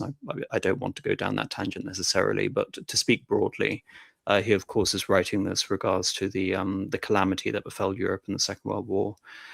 We know how, in the past, humanity has been able to endure sufferings. We have enumerated. They were regarded as a punishment inflicted by God. Again, a point I'm going to come back to, doing this non-chronologically. It was possible to accept them precisely because they had a meta-historical meaning, because for the greater part of mankind still clinging to a traditional viewpoint, history did not have and could not have value in itself. Every hero repeated the archetypal gesture. Every war rehearsed the struggle between good and evil. Every fresh social injustice was identified with the sufferings of the Saviour. Each new massacre repeated the glorious end of the martyrs. It is not our part, referring to Eliade himself, to decide whether such motives were puerile or not, or whether such a refusal of history always provided efficacious. In my opinion, only one fact counts. By virtue of this view, tens of millions of men were able for century after century to endure great historical pressures without despairing, without committing suicide or falling into that spiritual aridity that always brings with it a relativistic or nihilistic view of history. And again, perhaps again to his credit, it's the idea that he again find that confidence to be able to rescue the historical method from the view, not necessarily of modern day historians, and again, the whole idea of compartmentalizing certain segments of knowledge, but definitely those who apply the law of veracity, a historicistic conception of history, where history is the law of the universe or the spirit of the universe made manifest in some diabolical way. And of course, he is, of course, referring this specifically to Marxist materialism. But here it comes to his solution, which I want to end the first segment of this conversation. The horizon of archetypes and repetitions cannot be transcended with impunity unless we accept a philosophy of freedom that does not exclude God. And indeed, this provided to be true when the horizon of archetypes and repetition was transcended for the first time by Christendom, which introduced a new category into religious experience, the category of faith. It must not be forgotten, if Abraham's faith can be defined as for God everything is possible, the faith of Christianity implies that everything is also possible for man. Have faith in God, for verily I say unto you that whosoever shall say unto this mountain, be thou removed and be thou cast unto the sea, and show not doubt in his heart, but shall believe that those things which he saith shall come to pass, he shall have whatever he saith. Therefore I say unto you, what things soever you desire when ye pray, believe that you receive them, and ye shall have them. Mark 11:22-24. Faith in this context, as in many others, means absolute emancipation from any kind of natural law, and hence the highest freedom that man can imagine, freedom to intervene even in the ontological constitution of the universe. It is consequently a preeminently creative freedom. In other words, it constitutes a new formula for man's collaboration with the creation of the first, but also the only such formula accorded to him, since the traditional horizon of archetypes and repetition was transcended. Only such a freedom, aside from its soteriological, hence, in its strictest sense, religious value, is able to defend modern man from the terror of history. A freedom that, which has its source and finds its guarantee and support in God. Every other modern freedom, whatever satisfactions it may procure to him who possesses it, is powerless to justify history. And this, for every man who is sincere with himself, is equivalent to the terror of history. We must say, furthermore, that Christianity is the religion of modern man and historical man, and of the man who simultaneously discovered personal freedom and continuous time. And that's where he essentially leaves his thesis before coming to the archetypes. Now, as a conclusion, again, talking from the point of view of historical relativism, it's completely and utterly incongruous. And yet, as he's been alluding to with such perspicacity, the whole notion of creative freedom, of this role in faith, you can say the whole basis of understanding that there is value in knowledge, it comes from, again, the Christian conception of faith and faith in God, and being able to, again, look at these archetypes and repetitions, but also see that from the point of view of Christian history, yes, Christianity, by a result of its intellectual and historical byproducts, is responsible for things which seem antithetical to the whole basis of Christianity. Yet at the same time, they allow for a reconciliation towards the archetypes, towards the repetitions, which he's about to expand upon. And so it is at once traditional and timeless, and can, in other words, you can say, provide that value, which as a Christian he would describe as superior to other forms of metaphysics or ontologies. Oh, absolutely. That's a long history. But there's one thing that I was thinking. I wrote it down as soon as you said it. It's interesting. Cumania or Cumania, regards to Romania. It's one example where, per se, it's not true. There's definitely was some Cumanic influence in Romania. There were some political structures, but it was named Cumania from the perspective of, let's say, from the Hungarian perspective or papal perspective, because oh, indeed, I wanted to reference as a historical appellation, definitely not Yeah. as a self-actualization or realization. Yeah, but it's interesting because it kind of proves the point. Like you refer to things because you refer to them through your own teleological system. Like what do you want to refer to? What is your objective? So the biggest event was the Cumanic invasion or immigration, but mostly invasion. So you refer to the border territories in relation to that event, which, yeah, I know you were right. I know what you meant, but I was just thinking that it's good illustration. Just like using the term Goths. Goths can refer to Vlachs, so Proto-Romanians or Dacians, Chetae, but it was this both anachronistic and kind of an umbrella term that was used in everyday Latin or Greek to refer to groups of people that were somewhat alike, barbarians. But there's so much. I mean, I agree with everything you said, and Christianity definitely is the complete redemption of history, and it gives you this parallel reality. By accepting it, you already live in the redeemed state of matter, of soul, spirit.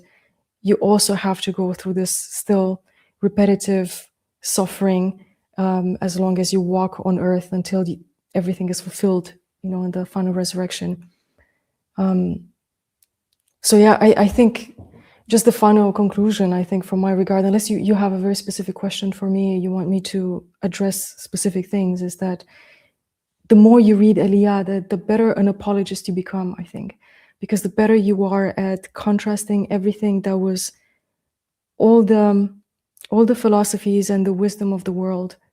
They pale in comparison to Christianity, because you find in Christianity the perfect system of reference. You get the complete answers to the most important questions of life, which are birth, meaning, redemption, death, salvation, eternity. all these things that we're born with within ourselves. As we know in Ecclesiastes that God put in the heart of man the thought of eternity. We're born with the idea of eternity. And I've been saying that, I've been saying this in my other podcasts, and I've been mentioning this quite often. Everything we know, every concept we have, whatever it may be, creative, philosophical, historical, starts with an empirical experience of the world.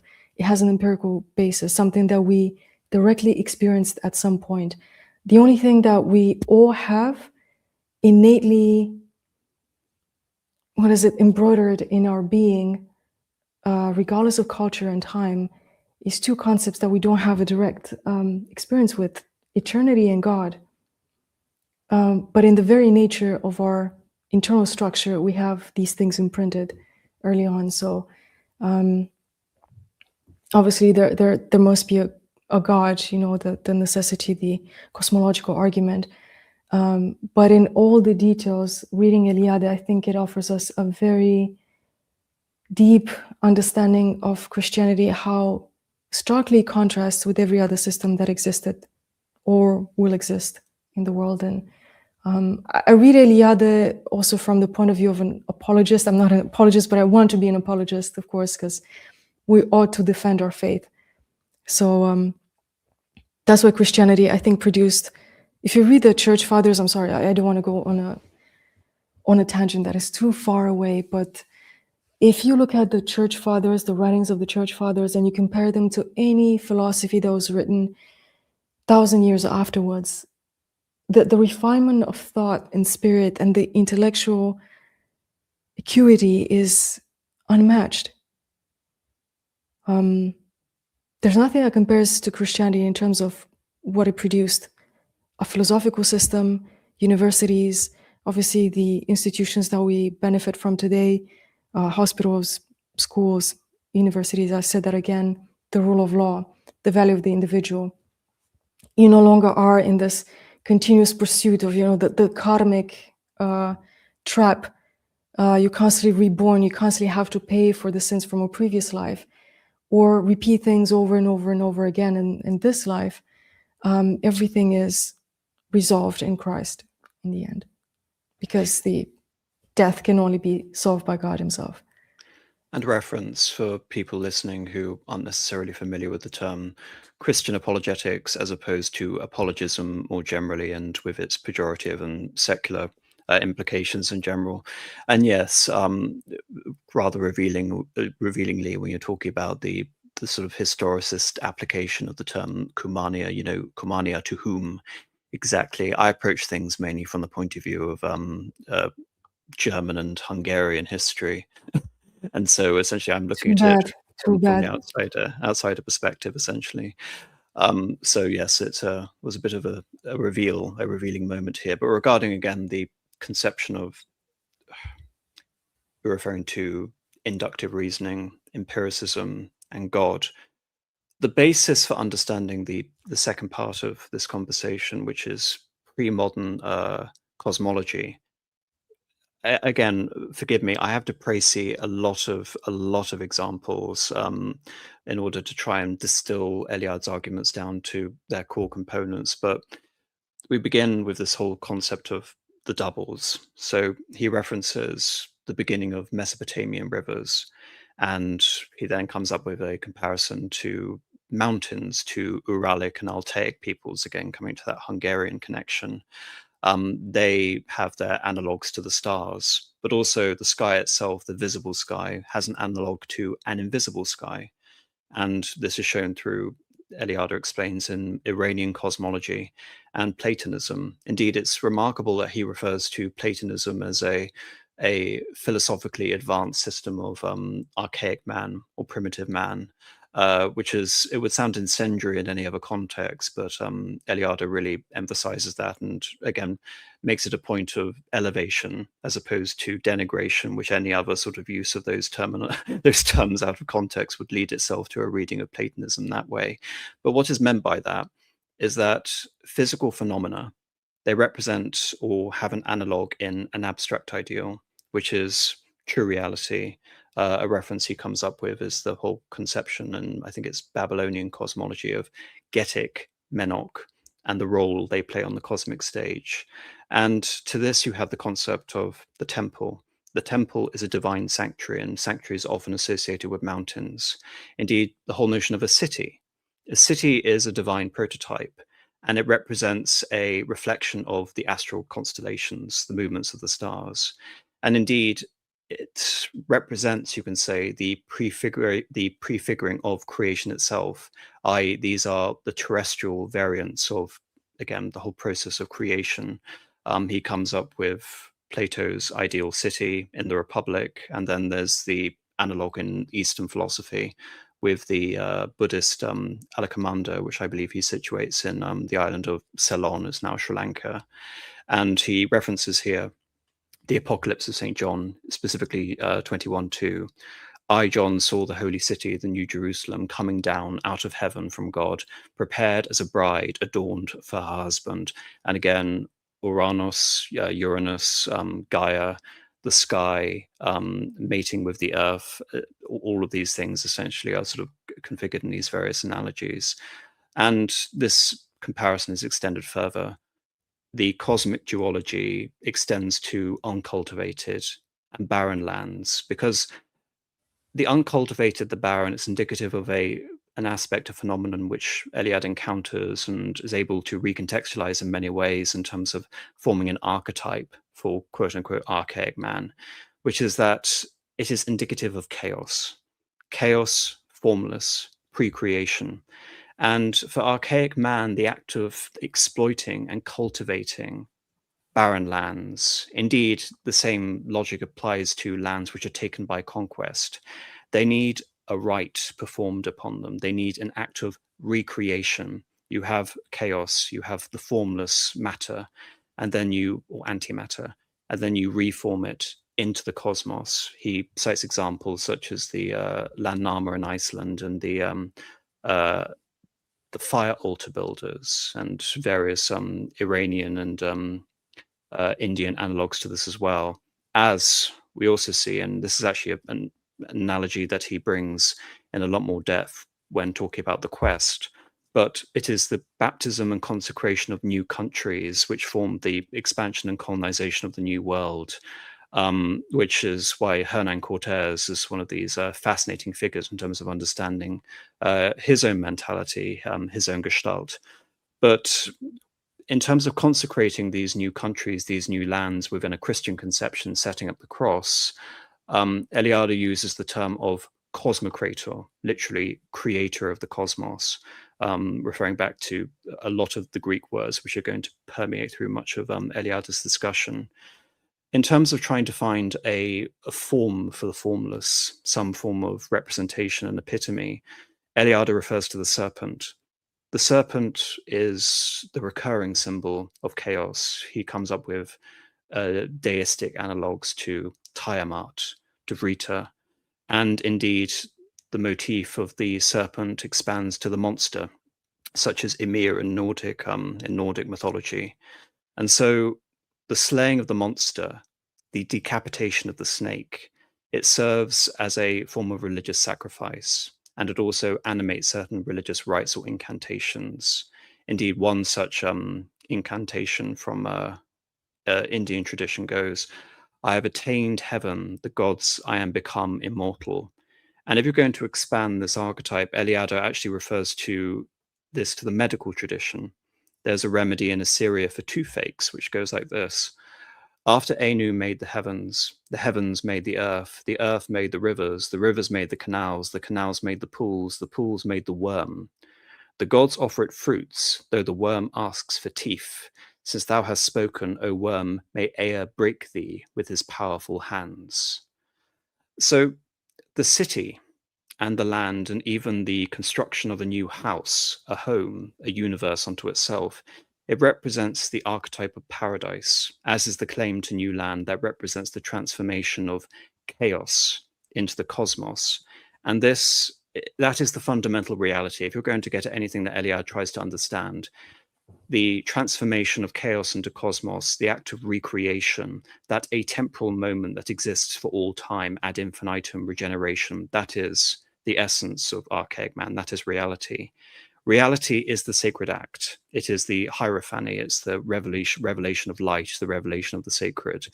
And the validity of the sacred in terms of a temporal analog is found in the endurance of the sacred, the fact that it can go on forever. But just before I continue, because again, I'm trying to précis a lot of Eliade's thought, just again, come in at any time and just add something or Oh no, I'm really enjoying myself listening to you, because that was a brilliant exposition of Eliade's point, and it's very hard to summarize even a few pages, because they're so deeply fundamented by arguments and references. One of them, if you're kind of nerdish, you will enjoy the footnotes a lot, and the bibliography is very, very dense, and every statement has a lot of arguments, and Eliade makes references to specific examples, cultures, and he does identify the main things in the archetype, the main aspects of archetypal man existence, which is the center, which can be in the form of a city or a mountain. We have that in the Bible as well, Zion. For instance, we have the concept of chaos versus order. And I think it's, to me, I feel like in history is, if I were to give a definition to all these archaic beliefs about the world, about chaos, and this reenactment of instituting the new paradise by building a house, fertilizing the land that is barren, the idea of the seed that is hidden in the chaos. In chaos, there's a seed. And if we go back to, for instance, I'll give an example of the Rig Veda. So the ancient Brahmanic hymns that are like a version of Genesis, you find many principles that are so similar to Genesis, like the darkness, surrounded by darkness. What was in the beginning? You have a lot of rhetorical questions. It's very deep, it's very beautiful and profound. But you see traces of the real Genesis, the Christian Genesis. And in many ways, all these beliefs are, of course, man's pursuit of wisdom and pursuit of God, but in this semi-amnesiac state. It's a partial amnesia. So we're going further away from the initial event, the fall of man, from the Garden of Eden. And then man is trying to reinstate his connection with God by trying to copy, because we have this idea of imitatio Dei, that we are in a way carrying the image of God within ourselves. We have this idea of immortality, and nothing has meaning unless it is connected to God in a way. And that's like a deep, visceral need of humanity. And it's incredible if you look at trans-historical patterns, as I said in the beginning, and transcultural patterns, they're almost identical. They're the same thing, the same things. The foundation of Rome, for instance, like there's, I think, a Latin expression, sunt qui dicunt locum illum esse umbilicum terrae nostra habilitabili. So there are some people who say that this is the navel of the earth that is inhabited by us, so the center of the world is Rome. So every big city, for the population inhabiting it, is the center of the universe, the world, and it encapsulates the meaning of their existence in the end.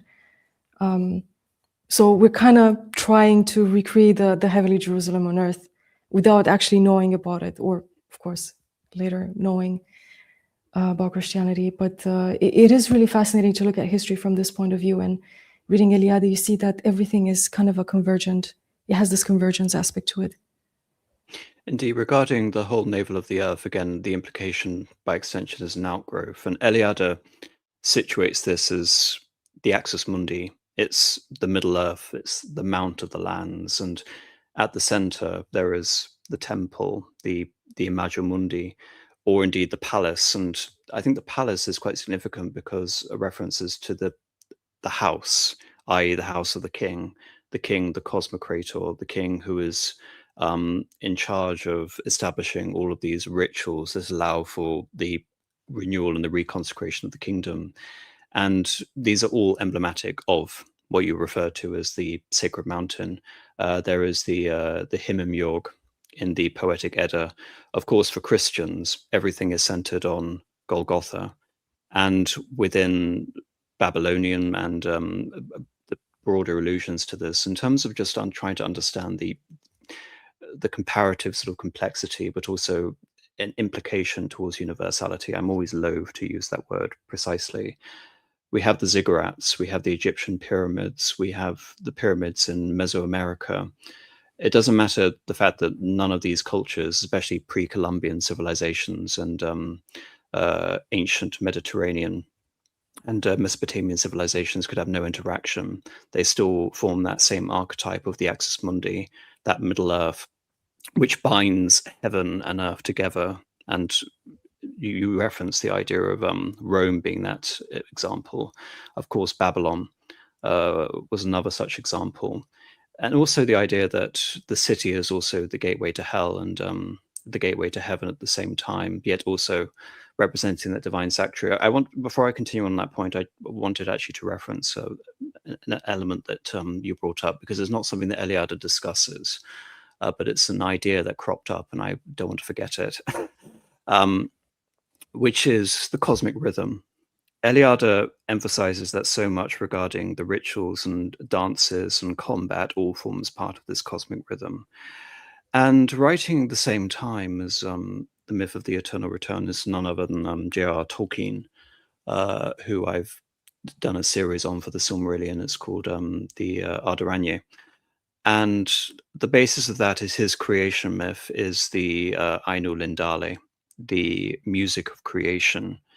So creation for someone like Tolkien, again, looking at this from a very similar mindset, looks at this from the point of view of a literal rhythm in the form of the music of creation, and then the discord of chaos added through Melkor. And again, the redemptive aspect of the third theme, which is man encapsulated in that cosmic rhythm, thereby entering into a whole Christian eschatology, which is that ultimately man will overcome and redeem the creation itself, as is part of the will of Eru Ilúvatar, the god who has created.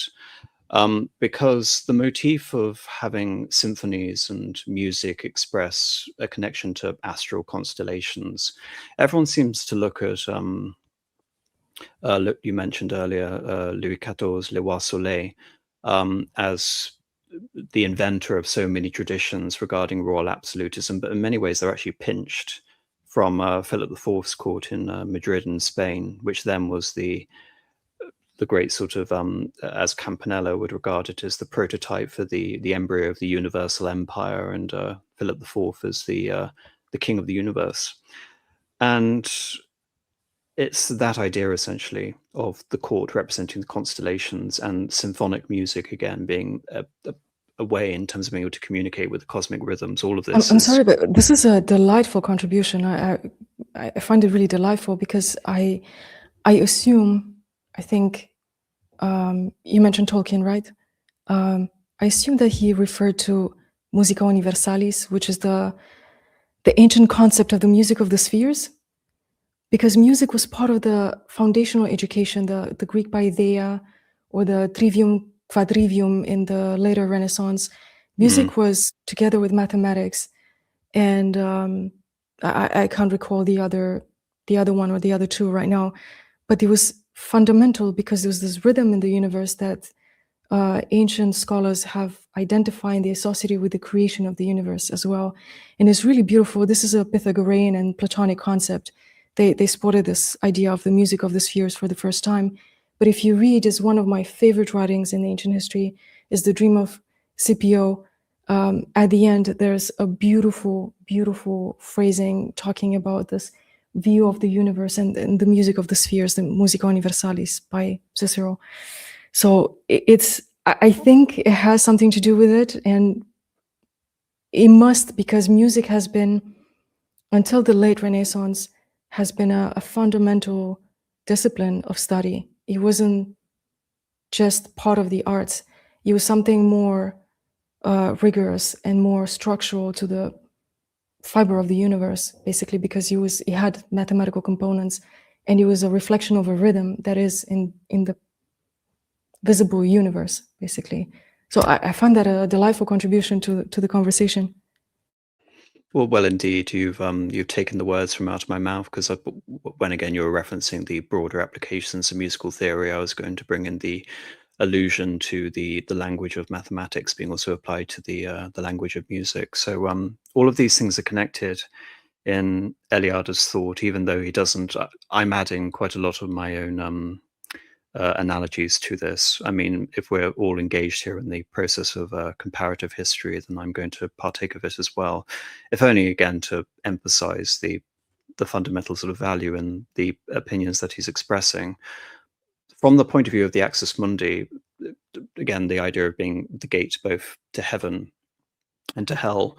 I talked about this actually, talking about the Divine Comedy and the whole notion of Gehenna and the gate of hell at Golgotha, which is simultaneously the Middle Earth and the most sacred mountain. But the fascinating thing is that the mountain is at the gate of subterranean waters, which again is another thing which reflects the Lake of Croictus in Dante, and the freezing of the lake in the ninth circle, which represents treachery.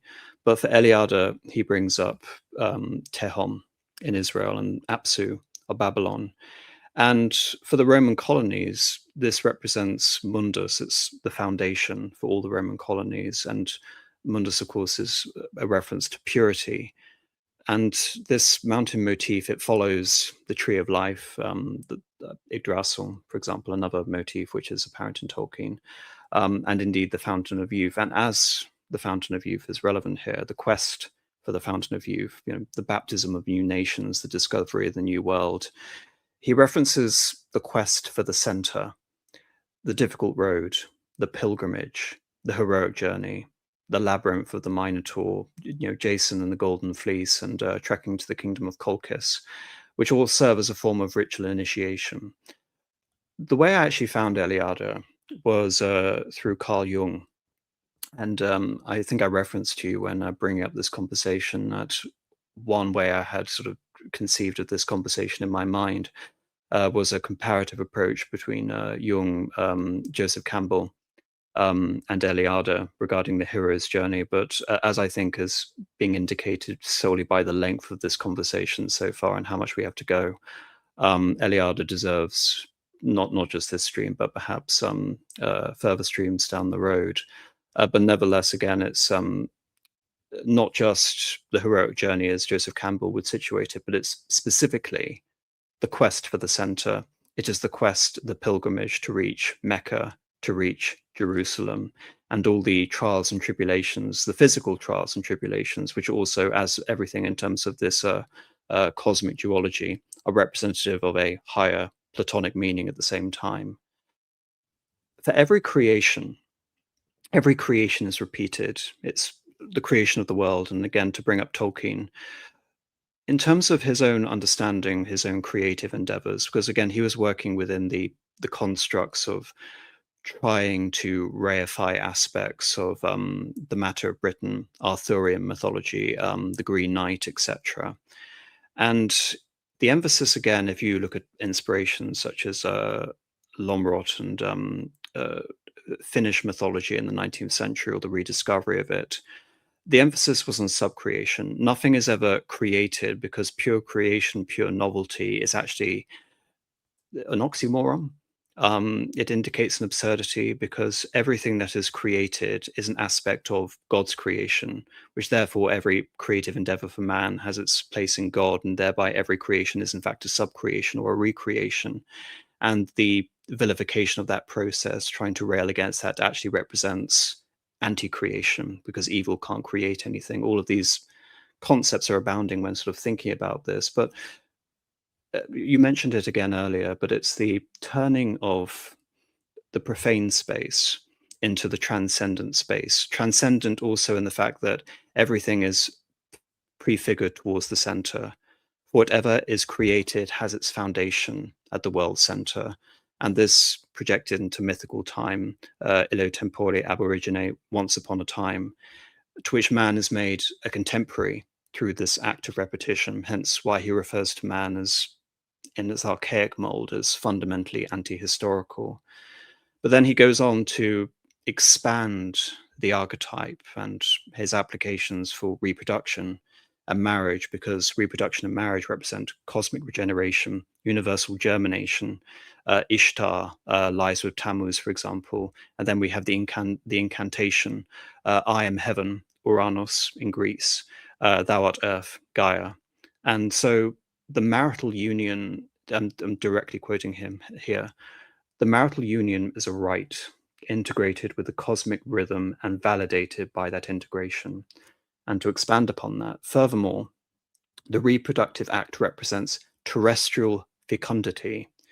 He comes up with the example of when, again, using Mesopotamian analogies, when Nilil lies with Enlil, causing the rain to fall, and by extension lending itself to organic, I almost sound rather sort of priggish saying this, but orgiastic rituals for the generation of the harvest. Every birth obviously represents its own microcosm of a cosmic regeneration. Dance, also ceremonies, are indicative of totemism, motions of magical creatures, and of the stars in general, those astral constellations. We have the martial dances of Theseus and Athena. It's therefore no coincidence that dances are performed at weddings or sometimes even at funerals, because they're there to imitate that mythic moment. Again, it's one of these carryovers we have in the modern world. There are a few which I'll mention. There is a purpose behind them, even though they're completely desacralized and robbed of any archetypal sacred functions. And of course, the repetition, the choreography is a process, again, of this recreation, this reactualization of the archetype. I just wanted to make a recommendation to our audience. One of the greatest, I don't know whether I could use the term sociologist, because he was definitely a sociologist, also historian, Georges Dumézil. He was a very close friend of Eliade, and they wrote each other's prefaces for their books. Another savant, and he wrote this book, which I'm sorry if I mispronounce the English words, because I have them in 2 other languages right now, but it's about the tripartite ideology of the Indo-European civilizations. So again, we're talking about universal themes and patterns, as you mentioned, the unification in marriage between man and woman is a reflection of other things. The agricultural act of putting the seeds in the ground is seen as sun marrying the earth, and the consumption of that marriage. So these are the light motives of the specifically Indo-European ideology. You have the fertility, which is obviously between man and woman, and then the earth and the putting of seeds and the agricultural societies and the civilizations built upon that. They also the creative act in terms of creating objects of right, arts, as we call them today, music. And then you have the idea of sovereignty, the freedom, the self-governing principle, the independence and freedom, and then the heroic pursuit, or the militant ideal that you have to go through a quest, that sacrifice is required in order to achieve that which was lost, basically, because what you pursue is something that you already lost.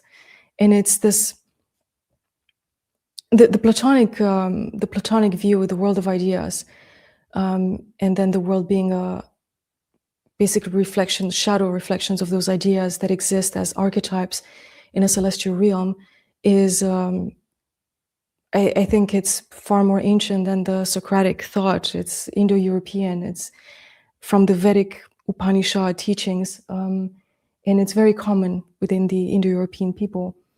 And it all has to do with the simple principle that there is a reality a priori. There's something before us, because who can decide when it's in the Rig Vedas? I mentioned them because I read a book last year about the Sanskrit writings, and I saw so many interesting references to, in a way, it's almost like somebody read the Genesis and then they forgot some things and they kind of re-articulated the ideas and the words. But there's this thing that of man being incapable of deciding or knowing why and when he is born and when he will die. So you know that there's something pre-existing in order for existence to be, in order for everything that exists to come into being. So there's a priori and a posteriori. So there's the archetype first, and then there's the imitation of the archetype in order to achieve atemporality, I would say.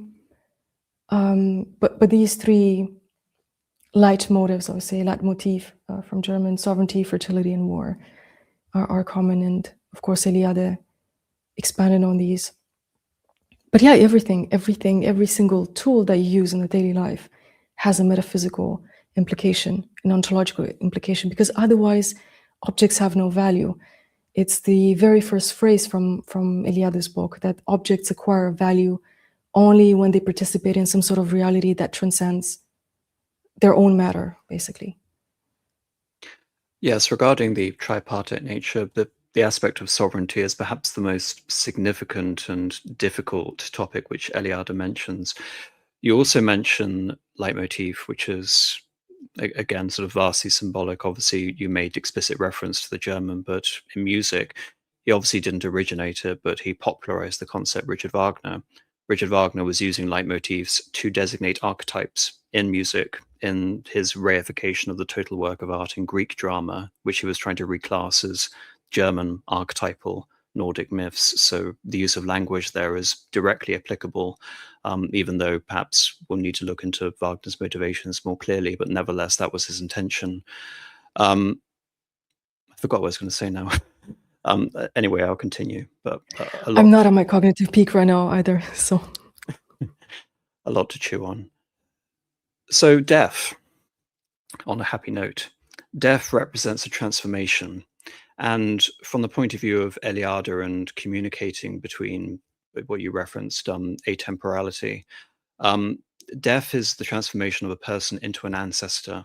And an ancestor can become closer to the archetype in the sense that the ancestor is closer to the heroes, it's closer to the gods. And referring to war, duels, they're invoking struggles between opposing divinities, and therefore there is a ritual involved in these hostilities. So, for example, between Thor and the giant, he references the very notion of the war cry, the etymology of the word berserk from berserkia, which is the state of sacred fury. It's not just a war cry, and again, a desacralized state.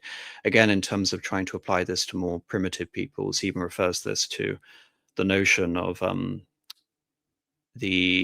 myth in New Guinea of the captain embarking upon an ocean voyage, which again is tempering the waters. There are more implications there for Eliade, but this is a recreation of the myth of Aori. But a comparison which I just thought of, which Eliade doesn't mention, is actually the flower wars in Mesoamerica between the Triple Alliance, the Aztec Empire and its ancillaries, versus the Tlaxcalans.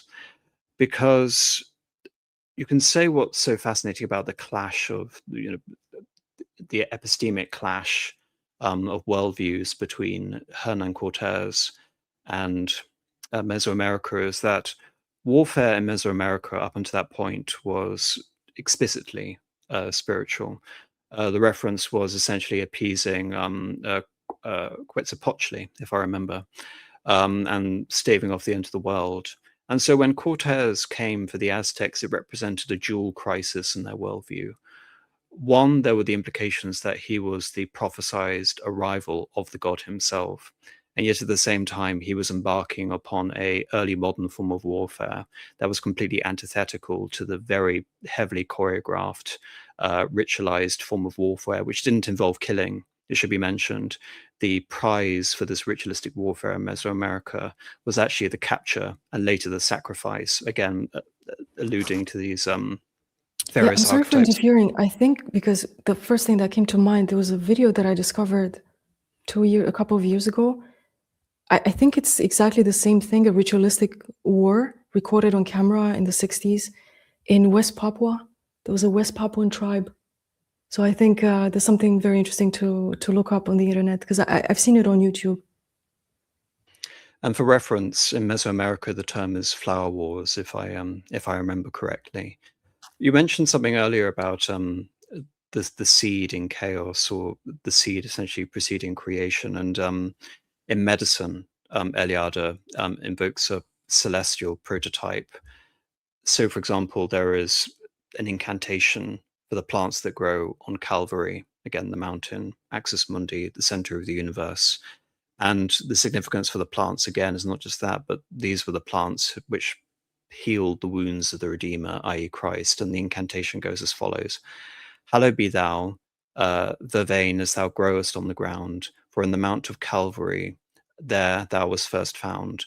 Thou headest our Saviour Jesus Christ, and staunchest his bleeding wound. In the name of the Father, the Son, and the Holy Ghost, I take thee from the ground.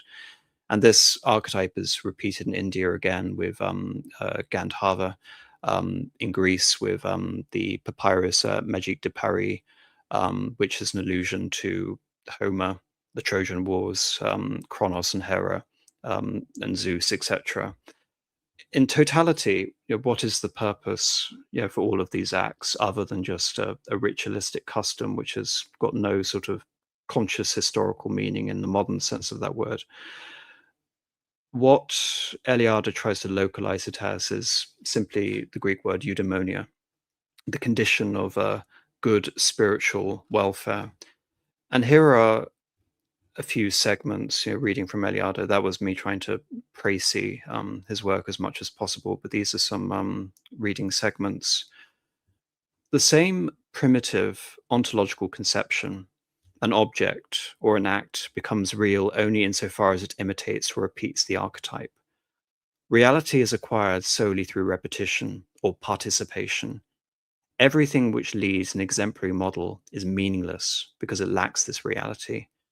Men would thus have a tendency to become archetypal and paradigmatic. This tendency may well appear paradoxical, in the sense that the man of a traditional culture sees himself as real only to the extent that he ceases to be himself for a modern observer, and is satisfied with imitating and repeating the gestures of another, hence the collective mentality. In another word, he sees himself as real, truly himself, only and precisely insofar as he ceases to be so. Hence it could be said that this primitive ontology has a Platonic structure, and in the case of Plato, he could be regarded as the outstanding philosopher of the primitive mentality, that is, as a thinker who succeeded in giving philosophical currency and validity to the modes of life and the behavior of archaic humanity. A sacrifice, for example, not only exactly reproduces the initial sacrifice revealed by a god ab origine at the beginning of time, it also takes place at the same time of the primordial mythic moment. In other words, every sacrifice repeats the initial sacrifice and coincides with it. All sacrifices are performed at the same mythical instant of the beginning. Through the paradox of right, profane time and duration are suspended, and the same hold true for all repetitions, all imitations of archetypes. Through such imitation, man is projected into the mythical epoch in which the archetypes were first revealed. Thus, we perceive a second aspect of primitive ontology, insofar as an object, an act, or an object acquires a certain reality through the repetition of a certain paradigmatic gesture, and acquires it through that alone. There is an implicit abolition of profane time, of duration of history, and he who produces the exemplary gesture thus finds himself transported into the mythical epoch in which this revelation took place. I remembered what I was going to say earlier, by the way, which is that in The Forge and the Crucible, Mircea Eliade regards the smith as the universal story maker. And it's interesting in that passage that I reference from Alchemy and Temporality that he has such pejorative connotations regarding man assuming the role of time, because revealing this, it would seem to me that, again, for someone who is taking him out of context, this would seem to follow the same logic. Well, isn't man becoming, conquering time by abolishing it in the profane sense? No.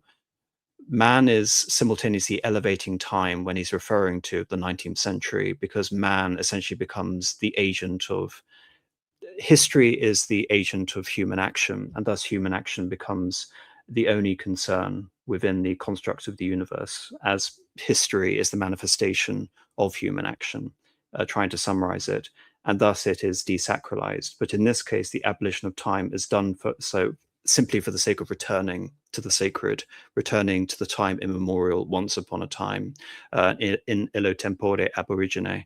And so you can read these things out of context, but in terms of a cohesive whole, a worldview for Eliade, these things are very nuanced and have a cohesiveness to them.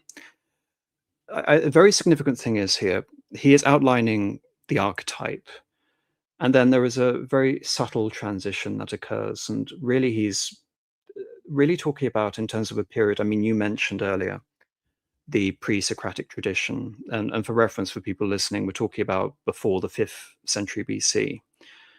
For the conversation regarding popular memory, really when he's talking about archetypes, you can say they exist within the minds of the church fathers, but the transition from the archetype into popular memory really occurs, you can say, as a result, I would say, not of the disenchantment of the medieval world, but the denigration of the medieval world. I've mentioned elsewhere that the 13th century, intellectually and culturally, was the high vantage point of medievalism.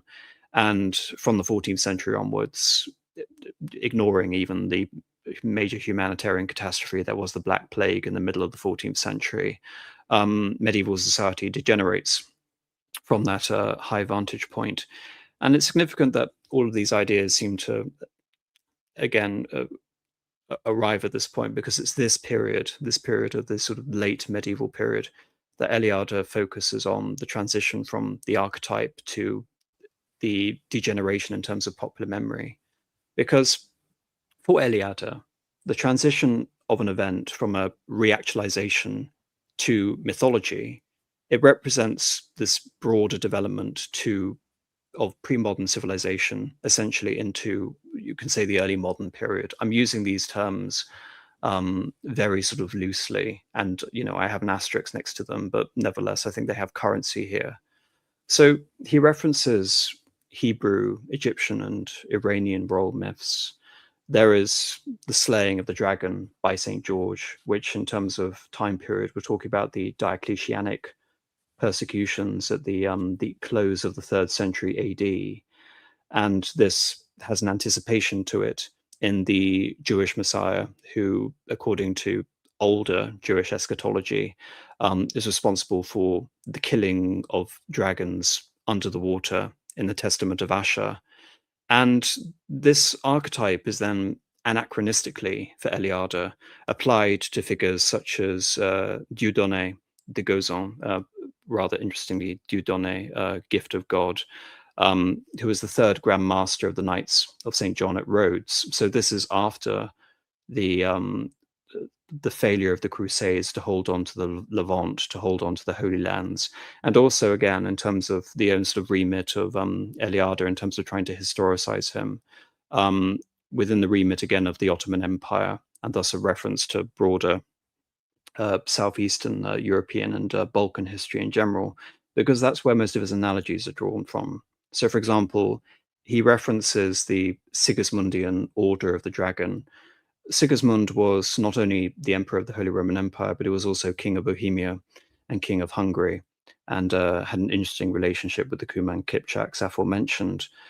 He doesn't actually directly cite Sigismund, but I can read this into him, because the Order of the Dragon is Sigismund's creation, and it becomes the order most associated with the heroes who resist the advance of the Ottoman Empire, when they start encroaching upon Europe in the middle of the 14th century onwards. So, for example, he comes up with John Hunyadi being obviously a great Hungarian national hero, being associated. Romania too. Yes, I and mean, he was Romania. yeah. Yes, yes. The power base of John Hunyadi is in modern day Romania for that reason. So yes, you're correct in situating him within both traditions. And interesting again, from the point of view of the nationalisms of both, trying to wrestle John Hunyadi for one tradition or the other. But this is applied to the so-called dragon despot, Vuk of Serbia. I want to get your impressions on this, Ruxandra, which is, he refers to the Serbians as Yugoslavians. He also references the Ukrainians as Russian. Be very careful what you're going to ask me, because I want to walk on the streets safely tomorrow. Well, you're not living in Bosnia Herzegovina, I don't believe. But anyway, I do go there very often, but yeah, I don't want to digress. Okay. But the point is, I've referenced a lot of grander sort of Russian historical narratives, and a lot of people get very angry at me when I use the term Ruthenia or Greater Russia rather than using Ukrainian, because Ukrainian as a construct didn't exist until the late 19th century. But nevertheless, that is the terminology also which Eliade uses, despite him writing post the creation of Ukraine, which is interesting enough because it seems he and I are alike in that respect. But I find it bizarre that he uses Yugoslavian because, again, being so familiar with the history of that region, again, this is rather tangential, but it's interesting nevertheless. Despite the similarity in language, the point of view it is seen as Croatian-Serbian. The historical dichotomy between Croatia and Serbia is vast. They not only represent two different polities, because Serbia is within the Orthodox Commonwealth remit as part of the broader patronage of Byzantium. Croatia, by extension, is part of the Hungarian and the Holy Roman patronage and is resolutely Catholic. And so, again, looking at this from the point of view of a Romanian, again, I'm trying to emphasize the asterisk of historicism regarding Eliade. It would make complete sense to me as to how he universalizes a conception of a Russian cycle of myths throughout the ages, but not necessarily why he would use Yugoslavian, unless, again, I'm psychoanalyzing him here, you may berate me for it. In many ways, he's trying to denigrate the Croatians by including them within a Yugoslav identity, which is predominantly Serbian. Anyway, that's my my esoteric reading of it, but there we are. Well, there's a lot. There's a lot of ways in which you can attack this question. Basically, Ruthenian it has very specific geographic connotations for us Romanians. It's a very specific period of time. It's a very specific geographic area that is very well delimited. Now, when you talk about Russia and Ukraine, of course, Ukraine is a rather modern concept. I think the first author who wrote in a Ukrainian language was Gogol. But you have the Rus in Russian, the term Russian from the river. It was Kievskaya Rus. That was from the foundation of what we now call Russians was in Kiev. That was the center of that branch of Slavs. And then they went up north, and then the whole history of Russia, going eastwards and taking over territories in Siberia and going further east. And then there was this rupture from Kievskaya Rus and then the Moscow center because of the Asian invasions. And now you have Yugoslav as a term. Yugoslavia was a term used already in the 19th century. It might have something to do with the Pan-Slavism as a political and cultural movement that is also from the 19th century, so it's predating Eliade. And the use of these terms might be justified to be more specific. For us, for Romanians, things are actually rather simple. In many ways, Romania had the Romanian Principates. It's very easy to find cohesion because there's always has been this language unity. There was an idea of the fact that we're basically kind of the same people in different tribes. This geographic area that is nowadays Romania has been unified a couple of times before the 1918 final unification of Greater Romania. So you have the Slavic, Yugoslav means Southern Slav. and they speak basically from a linguistic point of view that there's no difference in terms of language. But then how do we define Yugoslavs? I think because of the political tensions, obviously you're going to have to use dynamic definitions, because it's a little bit far away, but it's almost like talking about Scythians. So nobody really knows what Scythians actually were. But when you approach this topic, you're going to have to approach it like this. Which period in Scythian history do you refer to? Do you refer to Scythia Minor, like the modern-day Dobroja in Romania? Do you refer to Scythians from the Iranian plateau, 3rd century BC? I'm just saying things. Do you refer to Scythians as an ethnic group, as a linguistic group? So you have this genetic, linguistic, and also religious classification. And the Yugoslavs that have many things in common, of course, throughout history, we kind of saw them as the same people. The rupture in ideology, in religion, and politics is so harsh that it's irreconcilable. And it's sad. If you go to the Balkans nowadays, you find that there's always a potential for the reignition of a conflict, given that you bring something up from the past or you just touch the wrong chord.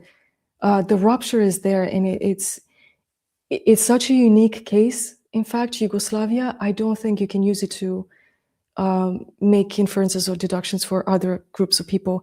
It's such a unique case because even in Bosnia, you have Bosnian identity, from which you have Croatian, Serbian, and Bosniak citizens. And Bosniaks, for the last 100 years, I think they've been solely defined by the Muslim religion. And what is really funny is that even during Tito's time, so during communism, I think it was in the constitution, the Bosniaks were referred to as Muslims, even in a purely materialistic, atheistic regime. So it's such a unique case that it's very difficult to explain it exhaustively, but you're going to have to use dynamic definitions. I think because what a lot of you say is very interesting and fascinating.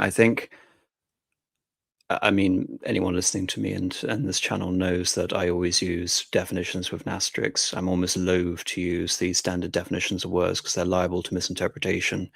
And the concept of nationalism in general is the point of view where I'm most loath to use specific concreted terms because I believe they simply do not exist, hence those dynamic definitions, which is why I find the use of the description Yugoslavia to something which is so obviously Serbian quite paradoxical, because funny enough, it represents, I would say, two anachronisms, and you can almost say intellectual antitheses for again, forgive me, I'm tired, for Eliade, which is, you reference Bosniak by confession, by Muslim. In many ways, the creation of Yugoslavia is actually almost like a neo-Ottoman creation, in the sense that you have linguistic unity, but differentiation is predicated upon confession, and the groups are thereby reorganized accordingly to that. But also it is then recontextualized by integrating these structures into a communist superstructure. So compared to everything else I was reading about Eliade, that word really stuck out to me, given the implications of all of the contemporary aspects of Yugoslav nationalism, which I think actually make this whole notion of, you know, a shared archetypal identity. Because again, just bear in mind, there was also the monarchy, the Kingdom of Yugoslavia. So before, yes, the Kingdom of Yugoslavia, which for reference collapsed in 1941 with the German invasion during World War II, which was a Serb monarchy, which had, you know, issues essentially for the Croatians. It was essentially it was the Karađorđević dynasty in Serbia. But again, it's a very tangential point, but I think I referenced it because I read that and I was so, I guess, confused by how specific and nuanced all of his opinions were. And I saw a use of a word which seemed so bizarrely anachronistic, given the fact that he would be so well acquainted with these people and places to ascribe a Yugoslav identity where none existed. Also, your pronunciation was very good. I had to applaud that, Karađorđević, the dynasty. Well, thank you very much. Most of the comments I receive in the comment section of these videos are critiquing my pronunciations. So thank you very much for that. But anyway, it's a fascinating conversation, but it is quite tangential, and I'm sorry for bringing up that tangent, because I want to bring up some more points which he brings here, which is the emphasis again on the dragon slaying archetype, the St. George archetype, because the corollary to that is actually the reification of the fairies. The fairies who either serve as a nuisance to heroes, or often are there sometimes to resuscitate heroes. There is a concept of the Vila in Yugoslavia, which he refers to as, I'm using his dynamic definitions, which is fascinating because regarding this time, looking at this as a late 14th century, 15th century phenomenon, I've been looking into the implications of a meta history regarding Joan of Arc. And part of the you can say the fantastical histories of Joan of Arc is the association in her early life with the environs of, again, the slaying of dragons and the priest, warding off the fairies, and Joan of Arc's relationship with the fairies. So again, it's not just something that could be localized regarding the encroachments of the Ottomans and using the Serbian and John Hunyadi, the Romanian and Hungarian sort of heroic archetype, but it seems to be pan-European in a way that, again, I will take his various analogies and you can expand upon them based on your various points of reference, because of course Eliade can't know everything. And going back to Russia, Rus civilization, Kievan civilization, he references the cycle of mythology, the Bellini. Historical characters repeatedly undergo a process of metamorphosis. And again, it's either to assume the place of a dragon, like Draculisti, Vlad the Impaler, etc. Of course, you would know. But creating mythical creatures out of men, and in many ways sort of taking the archetypes and flipping them, as with the dragon despot of Serbia. I see this almost following in from the mode of Dante, and actually being indicative of his general influence in terms of whole sort of construction of popular memory, in the sense, because Dante, of course, is a disciple of Ovid, and we talk about the whole process of metamorphosis, as you are, such as you will be. The whole notion of the circles within the Inferno and elsewhere within the Divine Comedy pervading the idea that whatever aspect of sin you manifested shall be concreted within eternity and displaced from God's love, which is the whole basis of the whole notion of hell. And so it seems again that these elements, I would say, which are in many ways actually derivative of Dante, of this mythical sort of Christian conception of atemporal history, actually permeating into these other examples. And he references another example of the myth in Russia of Igor, who is born with silver feet, golden arms, and a head covered with pearls. And obviously it's a reference to the prophecy of Daniel. And I'm just going to reference a couple of segments from Eliade here.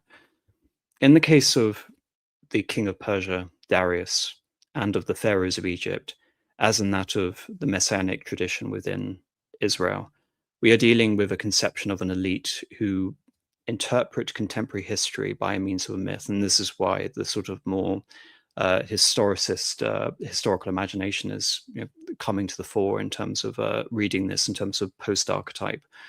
A series of contemporary events is given an articulation and an interpretation that conform with the atemporal model of the heroic myth. For a hypercritical modern, Darius's pretension might signify boasting or political propaganda.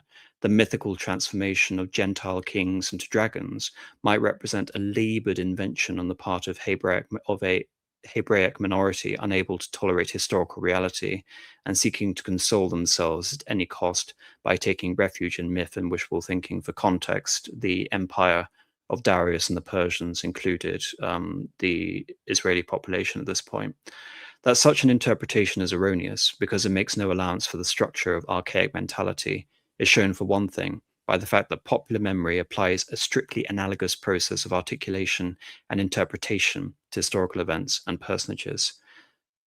The historical character of the person celebrated in epic poetry is not in question, but the historicity does not long resist the corrosive action of being made into myth.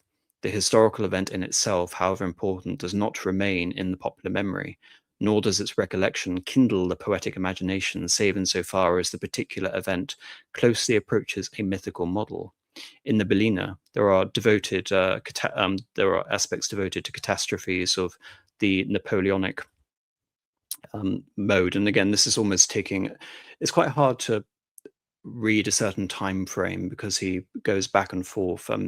One of the examples he actually uses are 19th century examples, and then he goes on to talk about the configuration of myths and popular memory up until one of the points he actually mentions is the Peace of Karlowitz in 1699. So this is following on from the Great Turkish War that allows for the reconquest of much of Catholic Hungary and the integration of all of these territories within what historians rather anachronistically refer to the Habsburg monarchy. But he brings up an example of a Romanian folklorist who learned of a myth involving a jealous fairy and a rustic heroine, and then he discovers that the mythical heroine was in fact alive.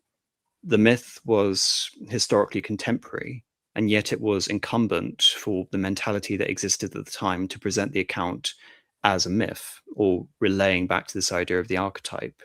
And for Eliade, this represented the resistance to history exhibited by traditional spirituality. And indeed, much of the individual person in the account is emptied, so popular memory can refer to the person in the mold of the archetypal ancestor, which is closer to the heroines and the gods. And this, I think, is the cornerstone, you can say, of the transition from archetype to myth to history, which is individuality. That was a beautiful example, the ballad. That was, it was an example from, actually my grandma is from that, it's a very archaic area still in the northern part of Romania. It's actually, if there's Romanians listening, it's from Maramureș. And it was a real story about this young man that fell off a cliff and died. And he was brought to the village, and allegedly his fiancée saw him being brought to the village and started crying because this ritualistic crying of the dead that is still practiced in Romania.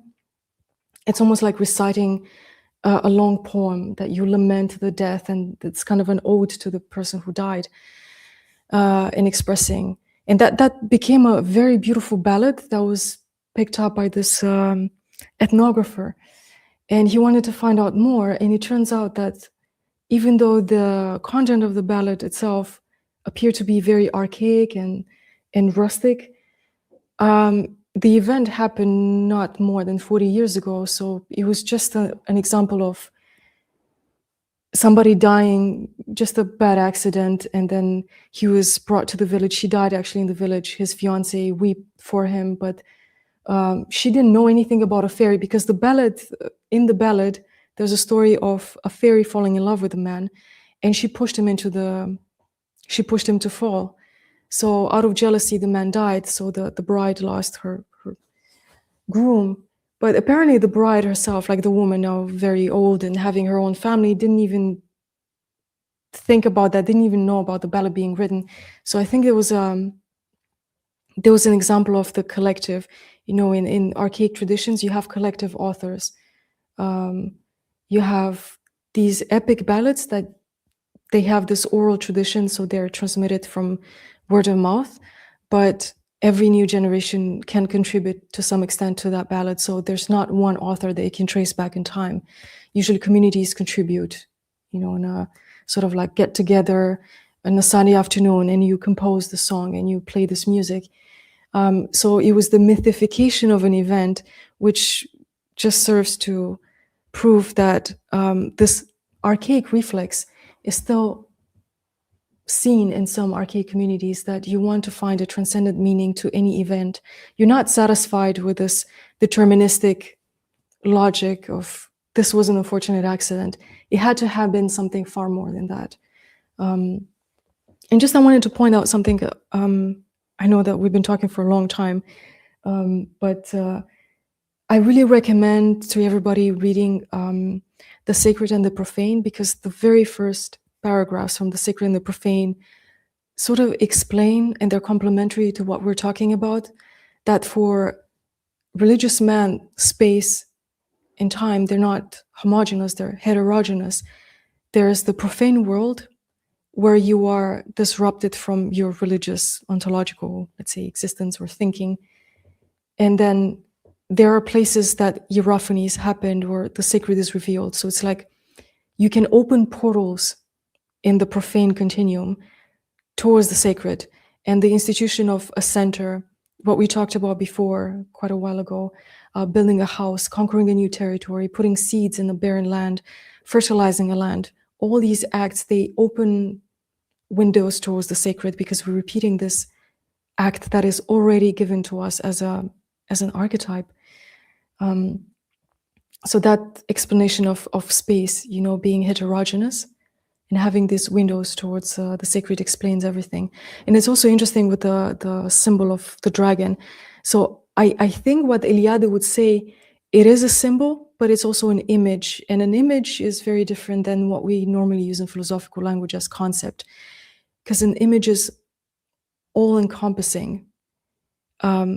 So it's not just a concept. The concept can have a definition, we can have a broad definition and various qualifications given the certain case or scenario. But an image is something grand. It's like we carry the image of God. We cannot carry the concept of God within us. It doesn't even sound right. It's very reductionist, very limiting. It doesn't reflect God, the cause of all causes. So we carry the image of God in ourselves. And so you have these, I'm going back to the light motives, you have images and symbols, which is another book written by Eliade. And it's interesting with the dragon, the symbol of the dragon, we can go back to the serpent in the Garden of Eden. And the serpent symbolizes chaos and disruption because chaos emerged from disobedience. And all of this is a consequence of the serpent tempting the woman and defeating the serpent or the dragon. It's almost like we're going back in time. It's a reflection of what we expect as Christians, that Christ will come, he will defeat evil, he will defeat the devil in the end, and he will redeem us. So that will be actually the real act of defeating the serpent or the dragon. But it's kind of a premonition of that final act. Also an Edenic memory, I would say.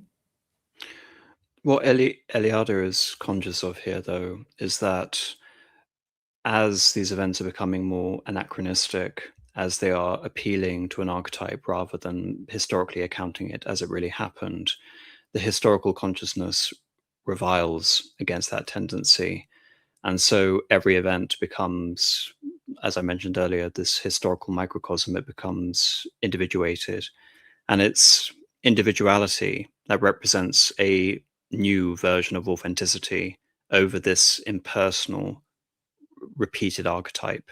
This is what indicates the irreversible growth of the historical consciousness and the development of modern man. And that's really what I mean by the historical consciousness confronts the cosmos. Now, I'm going to, because the issue is that all of these things are so interconnected and they need to be explained, yet I'm also conscious about the time. So I'm going to very sort of speedily, as much as sort of quickly as I can, sort of go over these concepts because they're all so important. And if I leave these out, this conversation will be incomplete. Because he goes on to talk about the calendar and pre-modern time, because I think if you look into the implications of what the calendar means, how can man live in an atemporal condition yet also have a calendar? So what does it serve? For Eliade, the pre-modern calendar, which obviously much of the inheritance comes from ancient Egypt, we have the lunar cycles, the months, the solar cycles, the years. And for the Egyptians, it's actually accounted with remarkable accuracy in their calendar of 360 days, which, funny enough, would actually follow the later French Revolutionary model of the Décade, but nevertheless. This, as a concept of time, Eliade stresses, there is everywhere a conception of the end and the beginning of a temporal period based on the observation of these biocosmic rhythms, a system of periodic purification, purges, fasting, confession, and even ritualistic orgies. It's a regeneration of life. Eliade references the extinguishing and the rekindling of sacred fires, Iran, the Agni in the Vedic fire altar, more broadly, the light that shines in the darkness, hierophany. Moreover, for Eliade, there is the concept of the scapegoat. We have it in the Israeli tradition and in Babylon, again, the expelling of demons into the desert, or a convenient material vehicle, i.e. a human sacrifice, who is to be emblematic of the faults of the whole community. Furthermore, we have the descent of the sacred king into hell as the prisoner in the mountain, Marduk, the harrowing of hell, Christ's resurrection, and the return of the dead with the barriers broken between the living and the dead. It's interesting that Eliade doesn't come up with that explicit reference here, but it's so obvious. And again, the king under the mountain, it has many implications. Obviously, you would be familiar with it with Frederick Barbarossa and Constantine XI. But all of this represents the New Year's festival, or the spring equinox. In Babylon, it's the Akitu, also in a card, and it represents Indo-European motifs put generally. And of course, as Ruxandra has been at pains to point out, the minute you talk about Indo-European comparative sort of history, everything becomes very general. But the act of the New Year festival abolishes the past for Eliade because it purges error. It recreates the world, chaos to cosmos. And such rituals, in terms of the implications of the rites, they fall to the god king, the priest king, whose house, the temple, is represented at the center of the universe. And likewise, we have the concept of the flood. With the flood, the world is purified. It is returned to formless chaos. And in the Christian motif, before the covenant is re-established with the rainbow that stretches to the gates of heaven at the end of the visible sky of the material frame. In Iran, the archetype is on the day of Navos. God resurrects the dead and orders that the sky shall rain upon them. Eliade references, ye waters of Archaic karma, be yet separate, heavens be formed. And this is a Polynesian myth in terms of the various influences and implications of his comparative approach. And for me, such regeneration can be found in the parting of the waves in Exodus across the Red Sea, because to Eliade, such is a victory over water, as is akin to the king, the slaying of the mountains, the salvation of man to be found in the Messiah. And the victory, of course, was followed up, as with the whole process of regeneration, the planting of new seeds, and referencing Eliade directly. Each of these mythico-ritual motifs testify to the wholly exceptional character of the days that precede and follow the first day of the year.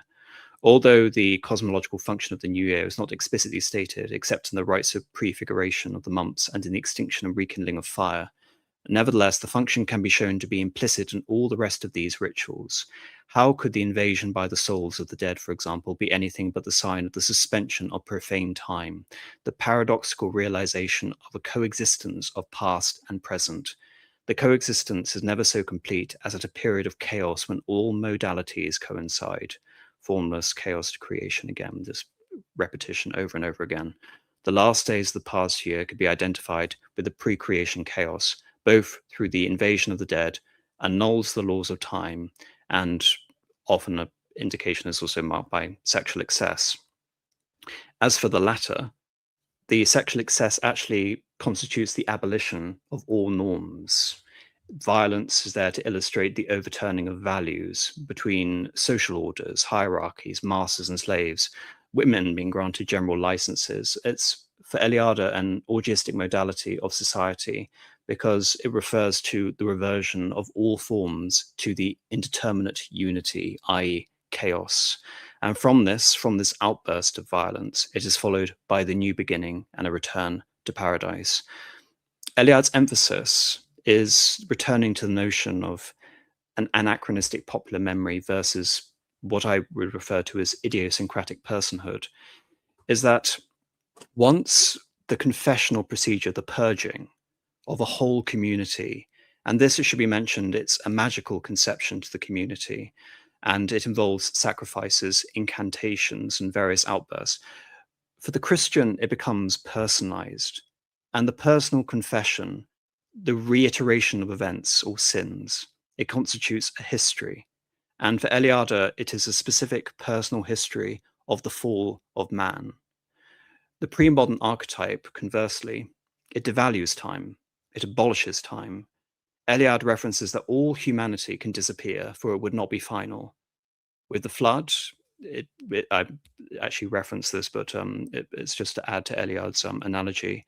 With Deucalion and Pyrrha, we have the progenitors of Greece, of Helen, and with Noah's Ark.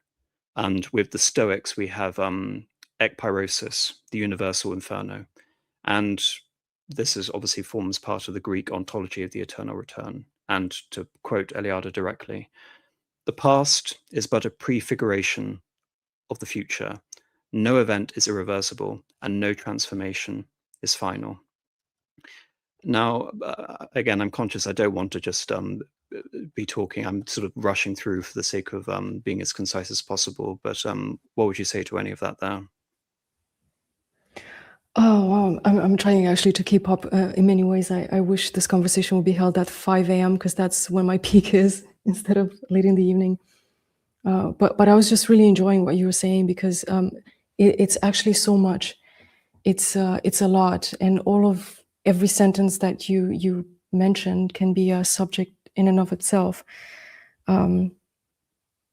But there's not much to add, and in many ways you can see that in all cultures. Romanian culture, for instance, is very ritualistic in terms of the transition to the new year, and what it basically is a reset. It's this cleansing, purification, chasing away of the evil spirits. I don't know if you've seen. It's a Balkan, Eastern European, Romanian tradition that you dress up. You wear these big masks and these costumes that are made of bear hides or animal hides in general, and you try to make yourself evil and ugly in order to chase away the actual evil. So it's this yearning of being aware of the fact that there is a beginning of the fall, and there's chaos, and there's some sort of order, and that can be lost, and that needs to be regenerated. And there's this constant proactive contribution to your own cyclical tradition. You recreate basically the ab initio, the in illo tempore, every time you start a new year. It's kind of a reset. You go back to point zero. But I was actually looking for some Bible verses, but I couldn't. And the sad thing is that I wish I had them in my memory, because I remember them in Romanian, and there's several translations in English, and I can't find them, because I just wanted to contribute to what you said, that is unnecessary for the Christian, because through metanoia, the Greek concept of repentance, you've already annulled your history. God annuls your past in many ways. The sins are washed off. They're washed off from memory as well. So it's very interesting. I was thinking about, we talk about this concept of retroactive causation. If you take some concepts from modern physics, sometimes they do help you by an extrapolation. They kind of help you understand these kind of paradoxes of the circularity of time, because an effect can become the cause of something in the past and vice versa, which is very hard to understand. But yeah, it's fascinating that this is a need in every single cultural entity that ever existed, and this disruption from the long continuum of tradition in the 20th century has led to, I think I mentioned that in the beginning, an ontological exhaustion that is very perceptible nowadays. We see in academia and humanities that you've removed religion, and by removing religion completely from your thinking and metaphysical understanding of the world, you live in this materialistic reductionist understanding, which is so limiting. It's so limiting and it's meaningless. You have mere repetitive processes that will go ad infinitum, and you're basically trapped in the modern samsara. If I were to make a parallel to samsara, it's the wandering concept in the Sanskrit philosophy, basically reincarnation. You're doomed to pay for your sins in the perpetual unawareness of your previous sins, which I find that is very illogical. You're paying for the sins from your previous life without being necessarily aware of that. So you're trapped in this materialistic samsara nowadays, and you cannot go back to point zero. unless you realize that there's a third dimension, which archaic man was in many ways far superior to, let's say, the modern man of today, the reductionist modern man that rejected the long tradition. So I think for a Christian, if you have that universal perspective of history and you compare it to instances of today's academic thinking, if you look at social movements, if you look at how easy people are manipulated, and you think about social engineering or all these concepts that are more akin to conspiracy theories. I wanted to mention that, but that's really long. The re-education system in Marxism, you know, how easy it is to reshape the memory, the collective memory of people, and instill new identities by working on small nuances, you know, it's like the small drops of poison. Speaking And of speaking of small drops of poison and ontological exhaustion, Eliade goes back to talking about Hegel. Hegel affirms that in nature, things repeat themselves forever, and that there is nothing new under the sun. All that we have so far demonstrated confirms the existence of a similar conception in the man of archaic societies. For him, things repeat themselves forever and nothing new happens under the sun, but this repetition has a meaning, as we saw earlier. It alone confers a reality upon events. Events repeat themselves because they imitate the archetype, the exemplary event. Furthermore, through the repetition, time is suspended, or at least virulence is diminished. But Hegel's observation is significant for another reason. Hegel endeavors to establish a philosophy of history in the historical event, although irreversible and autonomous, can nevertheless be placed in a dialectic which remains open. For Hegel, history is free and always new. It does not repeat itself, nevertheless it conforms to the plans of providence, hence it has a model, ideal but nonetheless a model. In the dialectic of spirit itself, to this history which does not repeat itself, Hegel opposes nature, in which things are reproduced ad infinitum, but we have seen that during a very considerable period humanity opposed history by all possible means. May we conclude from all this that during the period humanity was still within nature, has not yet detached itself from nature. Only the animal is truly innocent, Hegel wrote at the beginning of Lectures on the Philosophy of History. The primitives did not always feel themselves innocent, but they tried to return to the state of innocence by periodically confessing their faults. Sorry, do you want to say anything? Oh no, I was thinking about there's nothing new under the sun. The greatest treatise of existentialism is the Ecclesiastes, I think, because in a way, repetition is also related to insufficiency.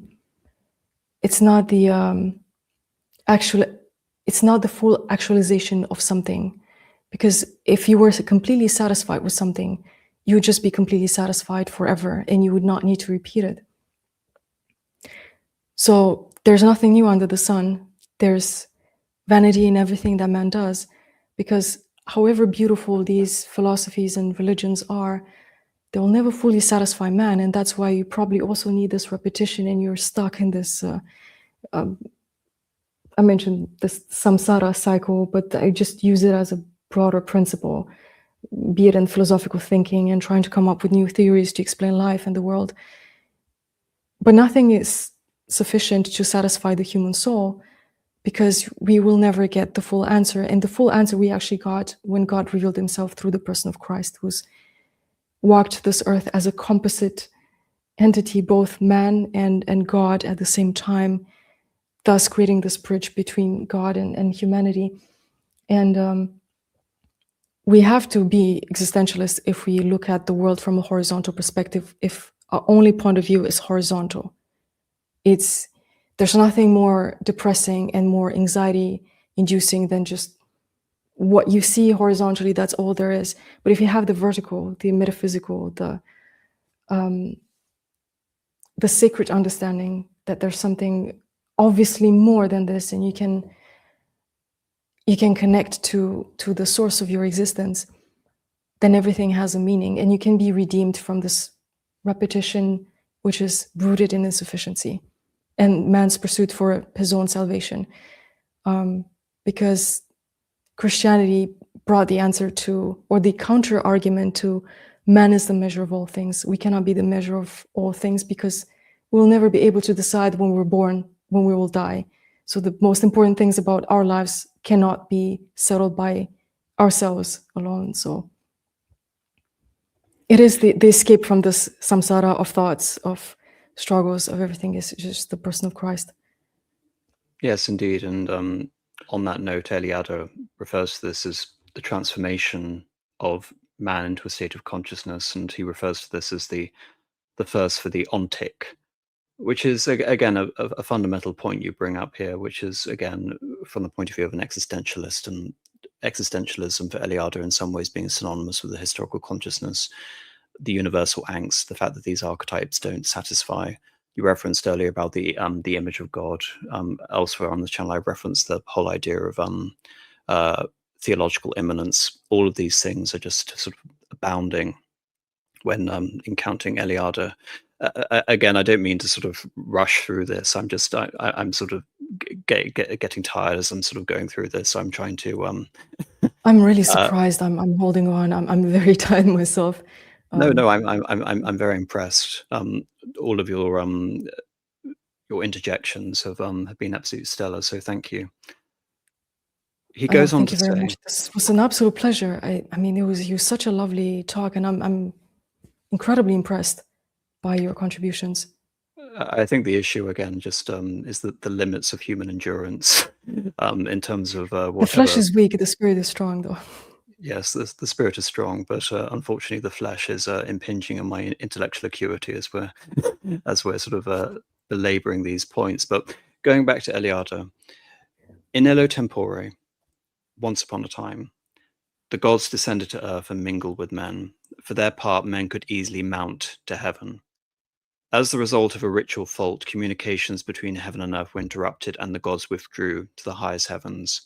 Since then, men must work for their food and are no longer immortal. What he's referring to there, post-Hegel, is the breach between pre-modern man and modern man, for again lack of a better term, is that ritualistic breach. Again, the whole notion from a historical mindset that the event is irreversible, there is no coming back. And why Eliade again is conscious of this, why he refers to traditional societies in quotes, why I think he's actually rather mockingly referring to figures like Julius Evola and the revolt against the modern world. The gods have withdrawn, and we are left to our own devices. And by extension, if we're using Hegel, we're left to form our own post hoc ontologies about the nature of history, and history is basically being a manifest ideology for the whole nature of human existence. But then I mentioned earlier about Eliade's issue regarding morality and how it seemed a singular occupation, which is very anachronistic for a mode of historical thinking. And he comes back to this point, and this is the point with which we must conclude, which is archaic man, his nature of suffering.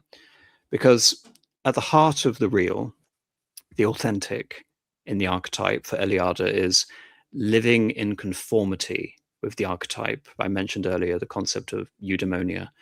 And in this respect, you can say eudaimonia is reflective of the law in its most metaphysical sense.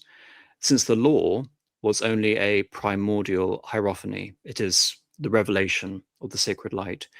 If you read a lot of medieval constitutional history, the whole emphasis back on the law and also the king as the law bringer, everything in the law begins at the conception of creation. It begins at the beginning of time itself. And so the whole process of lawmaking is a contradiction. It's the reification of older law. It's removing innovations or corruptions from the legal system. And so the greatest contrast between the law and the legislature in modernity is the whole point that the democratic legislature is able to legislate on everything.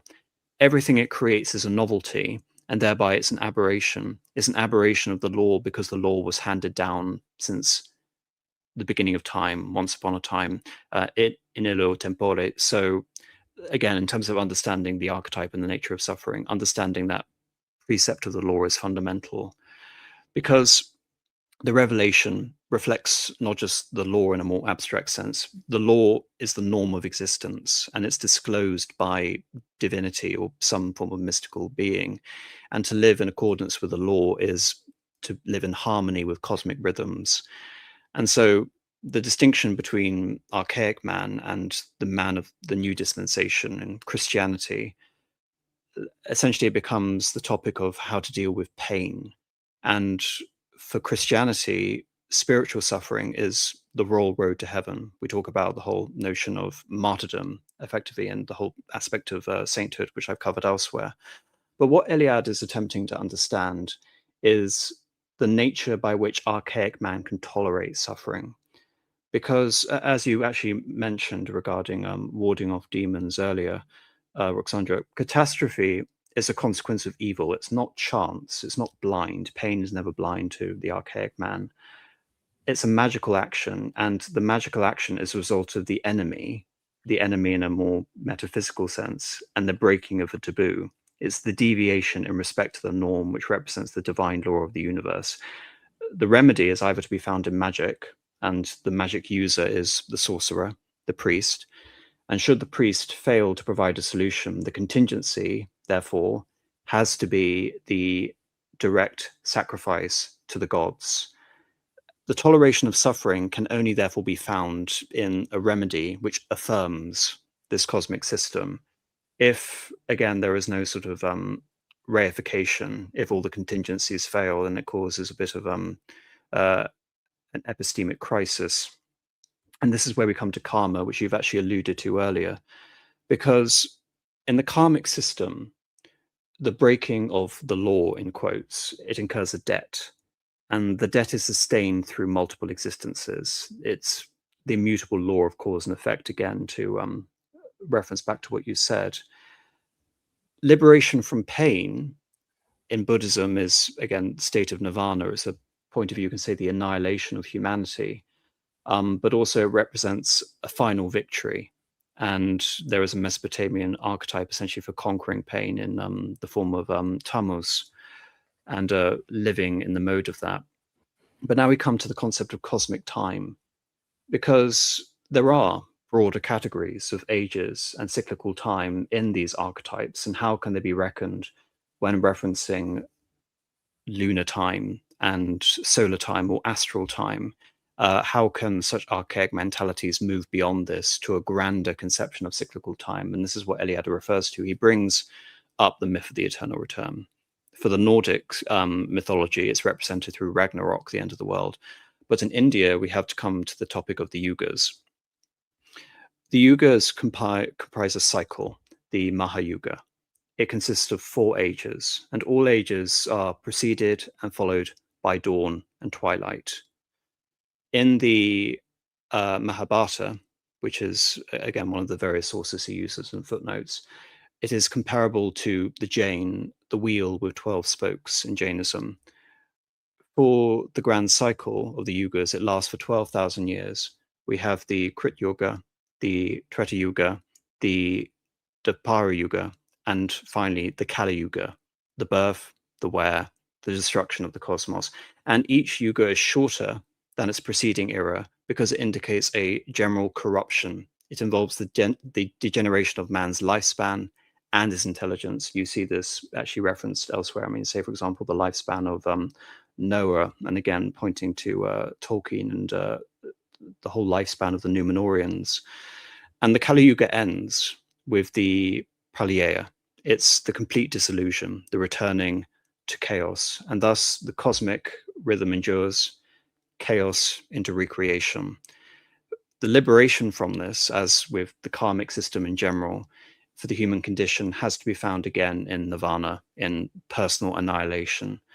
But as you can tell from this, audience listening, Indian metaphysics differs from the archetype which was mentioned earlier about solar time. And it's a consequence of implementing a system where there is a progressive decline. And it is simply a consequence of the duration of time, despite the repetition of the various archetypes. You can find various analogies for the motif in ancient Greece, of course, with Pythagoras and Plato in particular. The return to a peron, the indefinite, the struggle of the principles philia, love, and nekos, strife. Empedocles refers to the 4 ages. Eliade actually attributes this to Oriental influences, possibly coming out of the Persian Empire, Babylonian cosmology, referencing the fact that when we're talking about the pre-Socratic tradition and then Platonism, we're talking about the era between the Greco-Persian Wars and the Peloponnesian Wars. And so within that context, again, there is a spillover in terms of various influences where the whole sort of monolithic construct of the great empire of Cyrus and Darius confronts the Greeks at Marathon. But sorry, I don't want to interrupt you. Oh no, you're not interrupting me. I wasn't saying anything. But I was, it is the concept of suffering, the question of suffering, first of all, I think is the most important question, one of the most important ontological questions we have as humans. And of course, there's a universal answer to it from a Christian point of view, is the fall of man and the consequence of sin. And then there's also an individual answer to it, because suffering has so many facets. And when I mentioned in the beginning the idea of resilience in archaic man, or religious man in general, religious man is, contrary to some statements in academia, is far more resilient, because he has a far more complex answer that is not just deterministic, because determinism means fatalism in the end. It's kind of, fatalism is a consequence of determinism. And so what I was thinking about comparing these views of suffering, it's such a complex thing, and the answers have many different nuances to them, whether we look at Romans, Greeks, and then we look at the Indian philosophy, for instance. Of course, Christianity differs very much, but it's also related to the concept of destiny and fate, which doesn't appear in the Bible. It's completely rejected. I mean, of course, in our Christian theology, we do not accept the idea of fate. And I think I can use, because I use that term, determinism versus causality. You have this deterministic view of the world in the Indian philosophy, this the achieving samsara and achieving nirvana, and going through the samsara and the continuous cycle of birth, rebirth, death, rebirth, and then at some point, hopefully, you will be liberated. It's a deterministic, linear, very linear view of existence.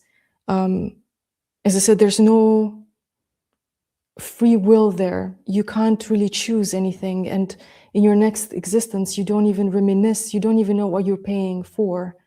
And also in Greek philosophy, we have the idea of fate. We have the Latin source, and there's so many explanations to this. And we have even Herodotus, I think he mentioned that not even gods can escape destiny. So this huge universal principle that is above gods themselves. And I think the only one who used the causality or causal approach to existence was Homer. In the Homeric epic poems, we don't see destiny. And what is also common for the Greeks and also the Romans, the attitude towards destiny and suffering is to confront it. You fight it. You try to fight it until the very end. Whereas in the Indian, the samsara cycle, the reincarnation is very linear, very deterministic. So there's this redemptive component in this Greek-Roman view in a way. But yeah, for Christianity, there's no such thing as a linearity. There's a causality and there's a redemption from it through metanoia, as I said in the beginning. But it was an interesting differentiation that suffering is also related to fate. Because sometimes you could just, this is fate. You know, it's we have all these, let's say, ancient illustrations of, I think it was this old Indian story of a woman who lost her son, who was killed by a snake. He got bitten by a snake in the forest. And there's this long explanation, like, whose fault is it? Is it the snake? No, it's not the snake. Is it the man who didn't kill the snake when he had the chance to kill the snake? In the end, it's just, the conclusion is just the boy being at the wrong time, at the wrong place, basically. So it's just like this acceptance of this chaotic determinism out of which you cannot escape. So when you look at these concepts, you realize even more that all world religions are only superficially similar, but in their depth, in their core, they're radically different. And then you also start to see how different Christianity is from everything else. And again, I'm speaking from an apologetic point of view. Apologetic point of view, that's what I wanted to say. I think I'm forgetting my own words right now. I can't even speak Romanian properly at this time, I'm sorry. No, it's very interesting. I mean, regarding, I would say, just one point I'm going to bring up very quickly is what distinguishes the Greek gods and the Indian gods is that even within these grand cyclical models of history, they are not pre-created entities. They are created within the process of creation. And so, as you mentioned, they are bound by a concept of destiny in which the Christian God is simply not. Even the whole concept of Brahma, there is a finite nature to him. Again, the contrasting between monotheism and the whole aspect of the everlasting Yeah, I think it's creator. theogony, right? It's Yeah. theogony. Gods kind of spawn into existence after the chaos brings some sort of form. But just to, again, quickly summarize what you're referring to in regards to how Greek ontologies can bleed into Christianity, which will be the end of this conversation.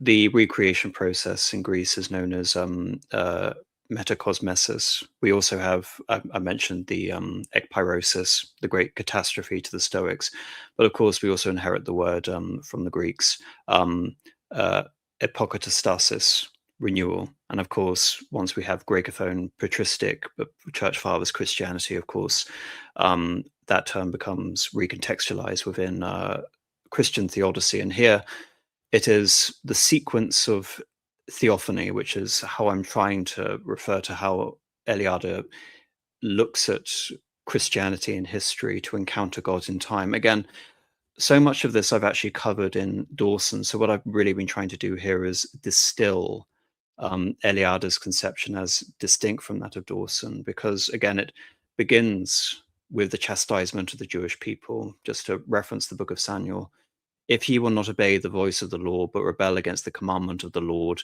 then the hand of the Lord shall be against you, as it was against your fathers. This is the chastisement of the people of Israel, and it's to return to the right road. And often it uses the Gentile neighboring empires as the intercessors for the wrath of Yahweh. In many ways, again, the whole prospect of the revelations of Daniel, etc., the deliverance of Cyrus, it's God using the Gentile nations as intercessors to wreak benefit or punishment upon the people of Yahweh. And therefore, Yahweh is unique in the sense that he is not simply the creator of the archetypal gestures. He is a personality who seamlessly, ceaselessly intervenes in history. Hence, for the Jews, the history is theophany. Theophany meaning the epiphany of God, God's revelation, as opposed to the atemporal once upon a time. So each moment to Jewish history is a unique moment. It is a historical event in time, such as the revelation of the commandments by Moses. And for Eliade, the ultimate subversion of the atemporal archetype is to be found in the sacrifice of Abraham. And this is one of the most important points he brings up in the book, I believe. The sacrifice of the firstborn for the archaic man in the East often involves the returning to God, his divinity, as the firstborn, Dieudonné, child of God, gift of God, and thus part of archaic man's existence within the broader Indo-European tradition was that the maintenance of the world and creating abundance had to come with a sacrifice, and what better than to sacrifice the firstborn.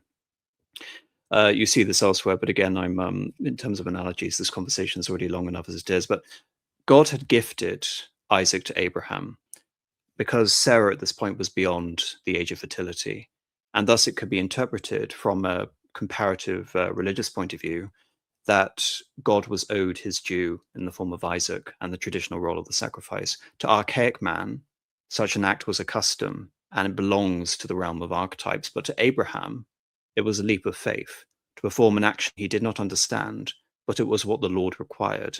And ultimately, the Lord required Abraham's faith over the literal sacrifice of Isaac.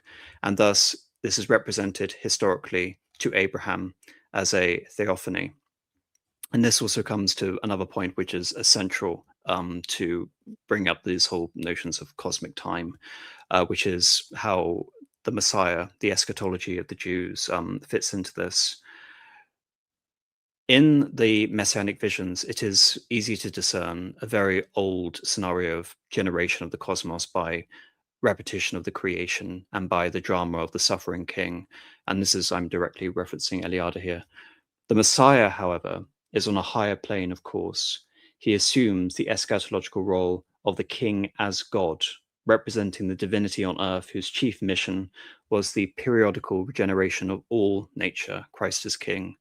His suffering recalled those of the king, but as in the ancient scenarios, the victory was finally the king's. The only difference is that this victory over the forces of darkness and of chaos no longer occurs every year, but is projected into the future. It is the end of time in terms of messianic eschatology. Because we have to understand that archaic man's suffering forms a cosmic drama ad infinitum, eternally repeated through the abolition of time, through the New Year's festival, recreates the world. And this, again, to be completely pedestrian, this is why we have New Year's resolutions. It's a holdover from this very, very basic archetype and principle. Whereas the Messiah, the Christ, salvation comes once in history, once in the span of the life of the universe. Salvation, therefore, is the telos projected to the end of time. Again, one would hazard to say historical telos, but the minute you add such a notion of historical telos, then modern consciousness, history, like I said, Christianity is teleological, but history can't accept, again, this whole notion of teleology. You have to ascribe both of these things simultaneously because, again, the historical consciousness is by its nature relativistic. And Eliade goes on to say, the acceptance and consecration of history by the Judaic elites does not mean that the traditional attitude was transcended. Messianic beliefs in a final regeneration of the world themselves indicate an anti-historical attitude. Since he can no longer be ignored or periodically abolished in history, the Hebrew tolerates it in the hope that it will finally end at some point in the less distant future, referring to time. The irreversibility of historical events and of time is compensated by the limitation of history to time. In the spiritual horizon of Messianism, resistance to history appears as still more determined than in the traditional horizon of archetypes and repetitions, if here history was refused, ignored, abolished by the periodic repetition of the creation and by periodic regeneration of time. In the Messianic conception, history has to be tolerated because it has that function, that eschatological function at the end of time. But it can be tolerated only because it is known that one day or another, time will cease, time will be abolished. History is thus abolished, not through conscious of living an eternal present, nor by means of periodically repeated ritual. It is abolished in the future. And so, Christian thought tends to transcend once and for all these old themes of eternal repetition, just as it had undertaken to transcend all the other archaic viewpoints by revealing the importance of the religious experience of faith and that of the value of the human personality. And so, for me, to distill again why Christianity completely revolutionizes, again using that term with an asterisk, the myth of the eternal return, because it's found in history as existentialism, what I referenced earlier, my definition of authenticity abounding in absurdity, formed around the twin concepts, theophany, the revelation of God as a definite moment in historical time, and faith. Faith, and by extension, the confession of sins, fallen man, which personalizes history and makes popular memory anachronisms. The whole accounting essentially is that of a life of a person, biography, because the whole aspect of faith individuates the person, removes them essentially from a strict and solely collectivistic mentality. Thereby, the whole concept of the archetype is, again, found in a state of revolution. But anyway, that's my conclusion. And that's sort of my end for the presentation on Eliade. So I'd like to hear your final conclusions before we get to the couple of super chats we have. And I just want to say thank you, everyone, for being so patient, and thank you especially to my guests for being equally as patient as the audience. No, I'm very sorry, because I feel like I have insufficient resources to produce any thoughts or contributions that are in any way valuable or that will top whatever was said before. But I just had this thought that I mentioned before, is that repetition means insufficiency. So obviously the repetition and the endless cycles means that something is not actualized to its full potential, something that is not perfected, because ultimately what we're trying to fight is death. And we know deep in every fiber of our being tells us that death is something that is actually not natural, because we're not meant to be finite. We're not meant to have a limited existence. So, I mean, just some thoughts that if there's Christians watching this and they're not familiar with Eliade, or they're not familiar with more esoteric writings or the comparative history of religion, and thinking that it might shatter their faith, or it might be something too complex, I really encourage them to read this, because if you're well rooted in your faith, this will only reinforce your faith even more, and you will find even deeper and more meaningful arguments and reasons for your faith that you choose. And yeah, ultimately, like truth is a person. Truth is in the person of Christ, and all the big questions of life can only be answered through a relationship, and that's the relationship with God, with Christ himself. There's no mechanistic reductionist explanation of suffering or of death that will ever be sufficient for the human soul. And whatever is short of the Christian answer will always be trapped in this endless repetition and cycle. And what Eliade does, he basically explains and presents you, this is how it is. You know, it's history has a pattern. There are transcultural and transhistorical patterns. And I'm very happy to know that Eliade is from Romania, and there's a lot of things that I can say, like from his view of things. They're rooted in many events in Romania, parts of the Romanian culture, the Romanian ethos, in many ways. But I think his work is absolutely brilliant and incredibly valuable, precisely because he was able to identify patterns and look at rites, rituals, traditions, phenomena, events from a pan-historical perspective, and teach you that man has only one deep desire, and that is to be reconciled with God. Well, thank you very much. And I think that's a beautiful way to conclude this conversation. So I'll get on to the super chats, and then we'll close for this evening. Rong Tao Wu for $10. Thank you very much. Roxandra does a very good job explaining the idea of Clement, the idea of the final breaker of the wheel of suffering, conquering both death and life. It is wonderful to have her on today. Well, we're very privileged to have her on today. So that was more directed towards you, Thank you very much for having me. That was definitely an intellectual marathon, but I enjoyed it, but I was quite weak at the end. But I hope we made Eliade proud. Well, just to emphasize this, it's a very short book, The Myth of the Eternal Return, but every sentence is pregnant with hundreds of interpretations. And as Roxandra's been mentioning, you can just pore over every examination, every footnote, and have a debate contained in every paragraph. And so trying to take something which was already complicated and dense enough as it was, despite its relatively short size, and then try and précis it was quite exhausting. But nevertheless, we're very lucky to have her today because, obviously she's very, very well acquainted with Eliade. So absolutely, thank you, Rong Tao Wu. Hush Kood, that is a Romanian currency. Forgive me, I'm having a brain aneurysm. What is the Romanian currency? Well, it's leu traditionally, but it's in international, let's say, what is it? The abbreviation is RON, but it's leu, which is lion. Thank you. So 50 of those. Hi, Em. This is Oh, did you say Hashcute? Yes. Oh, hi, Hashcute. I know him. I'm very surprised he's there. Oh, good. So this is directed towards you. I have a question. Do Eliade's myths and archetypes overlap with Carl Jung's collective unconscious?